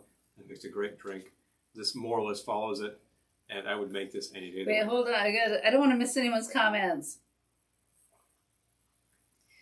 Oh. John Hammer. One is called Seasons Part 1, and the other a jazz album. Forgot the name of. Like the group. Hammer's son, Paul, is in called Savoir Adore.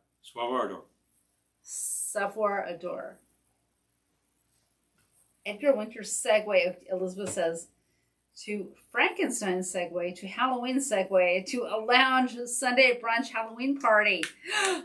Hello, Junking Data A Gal. lot of segues. Okay. Oh, and Chaz1. Hello. Hey. Nikki DeLenz. Oh, okay. Oh, thank you for reminding us. We were talking recently about having a watch party. Who's into having a watch party? Anybody here? Let us know. We want to make it like a kind of VIP We thing. were talking about the VIP room, if you're all familiar with that. If you're not familiar with it, you could join the Velveteen Lounge VIP room. Would you like to drop the link on them, please? Easily enough. If you're already there, you know all about it. If you're not, it's not that hard. Just answer a few questions and we'll let you in. If you don't answer the questions, it won't let you in. I automated that because I can't even. Because robots could get in, and we already had a robot tonight, and we're not interested in that. We're interested in you, because the people who are in the VIP room I talk don't know about whether she was fun a robot things. or not, but it was hilarious nonetheless. It was Okay. BS anyway, and we don't need any of that. We're here for good conversation. Mm-mm. The VIP room, fun things happen. All sorts of fun people I'm are dropping in the there link dropping everywhere. interesting things that they see. I know Amy, who is right here in this conversation, drops a lot of fun things in the VIP room. Interesting things, real things, stuff that we need to know Aww. about food and drink and Okay, etc. Elizabeth says she's interested. Okay. All right, if you are not on Facebook, which is totally fine, Then you're not listening to this broadcast. Oh no, you're on YouTube. No, you're on YouTube. You're on YouTube. Listen to the broadcast. So be in touch because we're gonna make this kind of an exclusive thing, but you don't have to be on Facebook. Yeah. So let us know if you're interested. We want to do like a Halloween watch party or something, and I'm thinking like, oh, Harry says we are programmed just to do anything you want us to do. We are the robots. I am an android. Oh, I so wish that was true. But I'm a mechanical man. I'm a mechanical man. No, I'm thinking Two like mechanical arms. maybe The Shining, or I don't know, something of that nature. Creature from the Black Lagoon. An extremely popular album. Yeah. I know a movie around the time of year, Shining. That gets a lot of. We attention. could do it on a nice Sunday afternoon or Saturday afternoon, and we could send out recipes ahead of time. Mm-hmm. So that you have the ingredients and you can make things along with this. Yeah. We're not trying to spring things on you with that sort of thing. I know here we're working with I whatever's behind well, us. and half new. of this is spur of the moment. You have to check it out. Yeah, whatever. But you can vary a lot of these things pretty easily. This, what I'm drinking is excellent. To make it exactly, you'd have to get the Krampus Liqueur, which you can get. But you could also get yourself a really nice, I think this is calling this up a spiced rum, or, well, what is it anyway? No, it's not calling it a it's a liqueur. It's liqueur. So it's probably actually a grain alcohol base with a lot of flavor, which works very well with this cider, and we really emphasize the ginger hit. Definitely worth it. If you could get yourself a bottle of Barrows and Dents, you will be very happy. You should be able to order that from online sources, but it depends on your state. If your local distillery is making a ginger liqueur, like the distillery in Vermont, that's very good. Oh, Amy says down with Skynet. Okay. We gotta figure this out. I don't know. Thin Man meets Frankenstein. Film choice. Checking it out. Tremors is fun. Amy says okay. Second vote for Tremors. I love all these ideas. You know, I'm all about it. In terms of your Blair Witch Project. Okay, that's on Hulu right now. I will say that's a good one. In terms of the creepy movies of yore. Oh, listen. Okay, Eric's on Instagram. Okay, let us know. The Ghost and Mrs. Muir. Oh yeah. Hi, Aaron. Good to see you. Hey, Aaron. How nice is you? Yeah. No, you don't have to be on Facebook. No. It's fine. Just somehow be in touch so we know how to include you. We understand that these days many people are leaving certain platforms because of their policies. And I'm fine There's with been a honestly, lot of I'm with you. flack directed at one of the platforms on which we are broadcasting right now. In recent years, Chunky Data Girl just joined. Thank you. There was a big episode of 60 Minutes about one of these platforms, and then the platform went down for half a day. And all I can say to that is Facebook. The chickens eventually come home to roost. And what can we say but, hey, going to happen. So if you have left one of these platforms because you're just fed up with it, or never joined at all. Or you never joined at all. I got you. Eric, I love Poltergeist and Cape Fear. Cape Fear. So many good ideas. The original Cape Fear is terrific, but then the remake is pretty intense. I don't think I've seen the remake. I have seen scenes from it, and I think he really punches up the, things that I want to talk about. It's a really nasty picture at the end of the day, but the original is a nasty picture. It's a nasty, nasty person engaged in bad business. What am I thinking of that also involves Robert Mitchum? Love and Hate. Oh, yeah. Yeah. Yeah. That one. Yeah. That's pretty intense. Charles Lawton directed that one. Yeah. Uh-huh. I'm not going to look it up because which also makes me think of The Bad Seed, which is a great Halloween era picture. Mm-hmm. All right. Eric understands. Okay, got it. Mm-hmm. Got it. These comments are going to disappear after this, so we got to... Yep. Got it. Yeah, just send us messages on this or that. Or the I'm other. just gonna take a screenshot You don't have to be on so we can all any find each one other. of these platforms to make this work. Simpsons Treehouse of Horrors. Yes. Oh, wow. Yes. Yeah, seriously. Yes. Simpsons Treehouse of Horrors. The Treehouse is a long-running tradition. I think it's still running. It's just brilliant. Is it? I haven't seen that in a while. We haven't seen Oh, it Night since of the movie. Hunter. Okay, wait. Ghost and Mr. Thank you. Chicken. Yes. Night of the Hunter. Mm. Yes. I was fascinated with Amy John. says, when I saw Poltergeist in the theater, I was the first to scream. We had to buy that one last year. Yeah. We bought a lot of movies during the pandemic because, Poltergeist is Pandemic. ultimately a really dark picture yeah, I love about, Poltergeist. about overdevelopment. It really is. I And mean, we might really, put it on after this, actually. it's really intense at the end of the day. I think it Oh. was like Toby Hooper, but actually it was produced by Spielberg, and he directed a lot of the scenes, I hear. Hold on. Mitchum has spent more of his life playing psychos than probably everybody except maybe Richard Widmark, and he does it a little too well.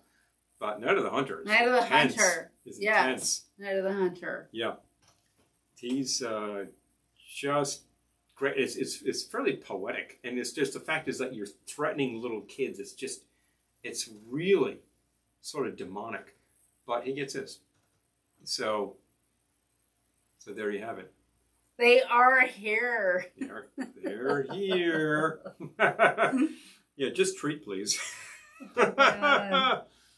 Night of the Hunter was a Coen Brothers movie made before they were born. Oh. Exactly, Elizabeth. Yeah, Yes. seriously. Yes. Talk about your inspiration for their entire. Oh, Doug says it's Rosemary's Blobby, a Halloween movie. I think it totally is. I think it qualifies. The picture actually involves a dead-on shot of the Dakota, which I got with a really cheap video camera, so I got to tell you, that worked. Oh, Lisa says Poltergeist also has a cult following. Yeah. Yes, Yeah. as well it should. Deaths on Set, yeah, there's a few things with that. There was something going on that was like a little woof, which makes me think of the Twilight Zone movie, which had some really unfortunate problems. And should have been better than it was, but stuff happens. Yeah. Honestly, just watch the original series. No problem with that. And Poltergeist itself, pretty intense in many, many ways. I love Poltergeist. I got to say that the medium that they choose to guide the whole thing is brilliant. He's just a great, great character. And the cast works well. You know, you're talking like demonic clown dolls. Well, that's going to scare you in the middle of the night now, isn't it? Demonic Clown Dolls. That's a good band name, Demonic Clown Dolls. They're currently opening up for Insane Clown Posse. We also have the simple fact that if we start talking demonic dolls, we start talking the Chucky series, and oh boy, Child's Play. But nothing can beat, for demonic dolls, Living Doll from the original Twilight Zone series. Talkie Tina. My name is Talkie Tina, and you better be nice to me. Yeah. That's a nasty episode. Yes, it is. Watch it, shall you? Well, that was good. Is it time? It's about that time. All right. We've been on the air for 2.5 hours. Oh, love at first bite, Amy says. Oh, yeah. Sure, oh, love at first bite. Saw that in the theater. So good. That's the disco Dracula movie. It's hilarious. I love that. I think we might need to do I that. love the nightlife. Yeah. I got to boogie. It's played for laughs very well. And you get Artie Johnson as his sidekick. And we've never done a Love at First Bite No. episode. We need a little first bite cocktail. Mmm. Well, yeah. Might have to be disco themed. Might have to involve Galliano. Mmm. I love that. I love at First Bite, that idea. Didn't we actually serve the disco sour in the disco room at Ohana? Which involved Galliano. Mm. We served. Was it that one? I thought we did disco sour. I don't remember. That was so many room crawls ago. That was not Jim Carrey's first picture. Oh, goodbye, Telly Savalas. His first picture was a vampire picture. Yeah. Eric says, well, they're demonic dolls. And Larry says, well, there goes my good night's sleep. Yeah. Oh. It will feature Love at First Bite and Saturday the 14th. I saw Saturday the 14th in the theater. Parody picture, but kind of funny. I love As this I recall. idea. We're having some fun here. All right, so once again, we're talking about setting up a whole viewing party. If you're interested, Lisa says I'm going on things know. Okay. So we can set this up because we would like to have an actual audience for this, and we'll figure out how to do it. And we'll watch something fun, and you pop the popcorn. We'll provide the drinks. Amy says cocktails with disco glitter. Yes. Return of the tinsel titty. Somebody had to mention it. Oh, Doug. We've got some disco glitter right over here, and that is exactly what goes into. We need orange the and disco black. sour. I think we just need to whip out the disco sour on people because we pioneered this around 2012, and it's been a classic ever since. It sounds so. Yes, Lauren Hatton was in Love at First Bite. Yeah. Susan St. James, I believe, was the love interest in that, wasn't she? Was she? Was Lauren? Lauren Hutton was in American Gigolo, though. Hold on. Same era. IMDb. Same sleazy disco setting. Hold on. Gotta check these things out. Lauren Hutton was definitely an American Gigolo. Because we just saw that recently. I had never seen it. Heard the soundtrack. There was another one times. of those pandemic movies we watched. Yeah.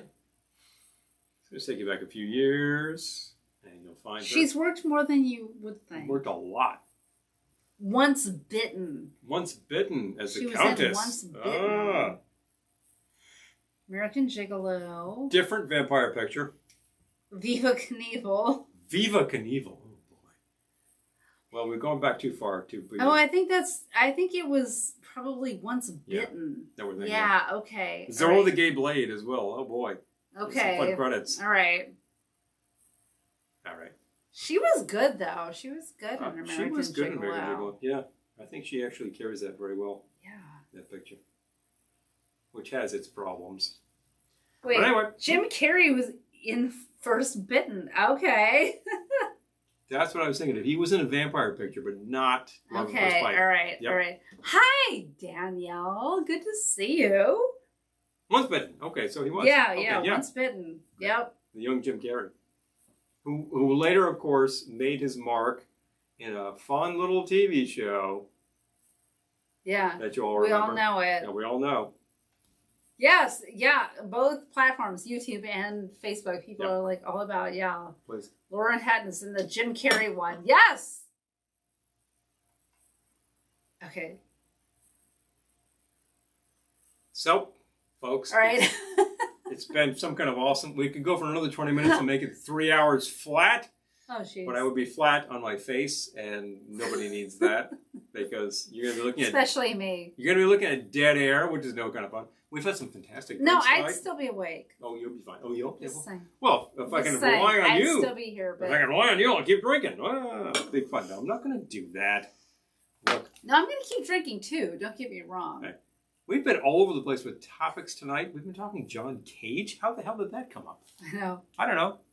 Who knows? We've been talking like obsolete audio formats. Well, these are fun. They're a pain in the neck. Don't do this. Seriously. But if you have a player, you got to deal with them. If you need some help with these, PM me. I'll tell you what to do with every single one of these. We've had some fun with Wait, hold on. some new liqueurs, which we've had some good times with. Hold on. Yes. Texas, when a government disco fries experiment goes wrong, a discarded cocktail recipe is reanimated and terrorizes a wine tour in small town. It's the horror of the Hudson Valley. He's already named it, Horror of the Hudson Valley. Boy, do we have a lot of wineries to hit around here. And maybe your cousin just needs to arrange tour and Elizabeth says, seeing the Evil Dead 40th anniversary screaming tomorrow night. Whoa. Oh, scream! I said screaming. Yep, screaming. Yes. Screening and Eric says, screaming. like I said, I'm a conversation virus. Make it happen. Make it happen. I love it. And so we didn't much. even get to the various movies named Maniac. Wow. How about that? But Evil Dead. Doug, I think you to just like gave us a treatment for a new screenplay. We have fun going on. We've had some fantastic drinks tonight. We've been talking about some fantastic food. We've been talking about some crazy music all over the blasted place. As usual, the conversation flows when the drinks start to go. Actually, when the drinks start to flow and the conversation goes, I don't know, one of those things. But it's been so fantastic to see all of you here tonight. Yes. One of us apparently was decided to be a pain, and she was gone. But everybody else gets to stay because No, we don't talk about it. We love you. She's already been banned. Yep. This is a lot of fun on a Wednesday night. I'm so glad that you could spend, at this point, 2.5 hours with us. If you have done that, and if you have done less than that, I'm glad you could be here for whatever amount of time you could. Lisa, we love you too. I know that time is precious, and we do not want to waste your time. If you have questions about any of this business tonight, drop us a line. We'll try our best to address. I hope I remember it all, because it's kind of crazy, folks. But we're also talking about doing a watch party. Please, if you're interested, join the Facebook group, and we'll drop a link there, and we'll try to figure this out. We'll figure this part out. We would like you to watch with us if you would like to watch with us. I think that would be super fun. Be excellent. As always, it's been fantastic to have you here on a Wednesday. Take care of yourself wherever you go. Watch out, because there's still a lot of stupidity happening out there. Take care of yourself, as always. Eat and drink well, and we will see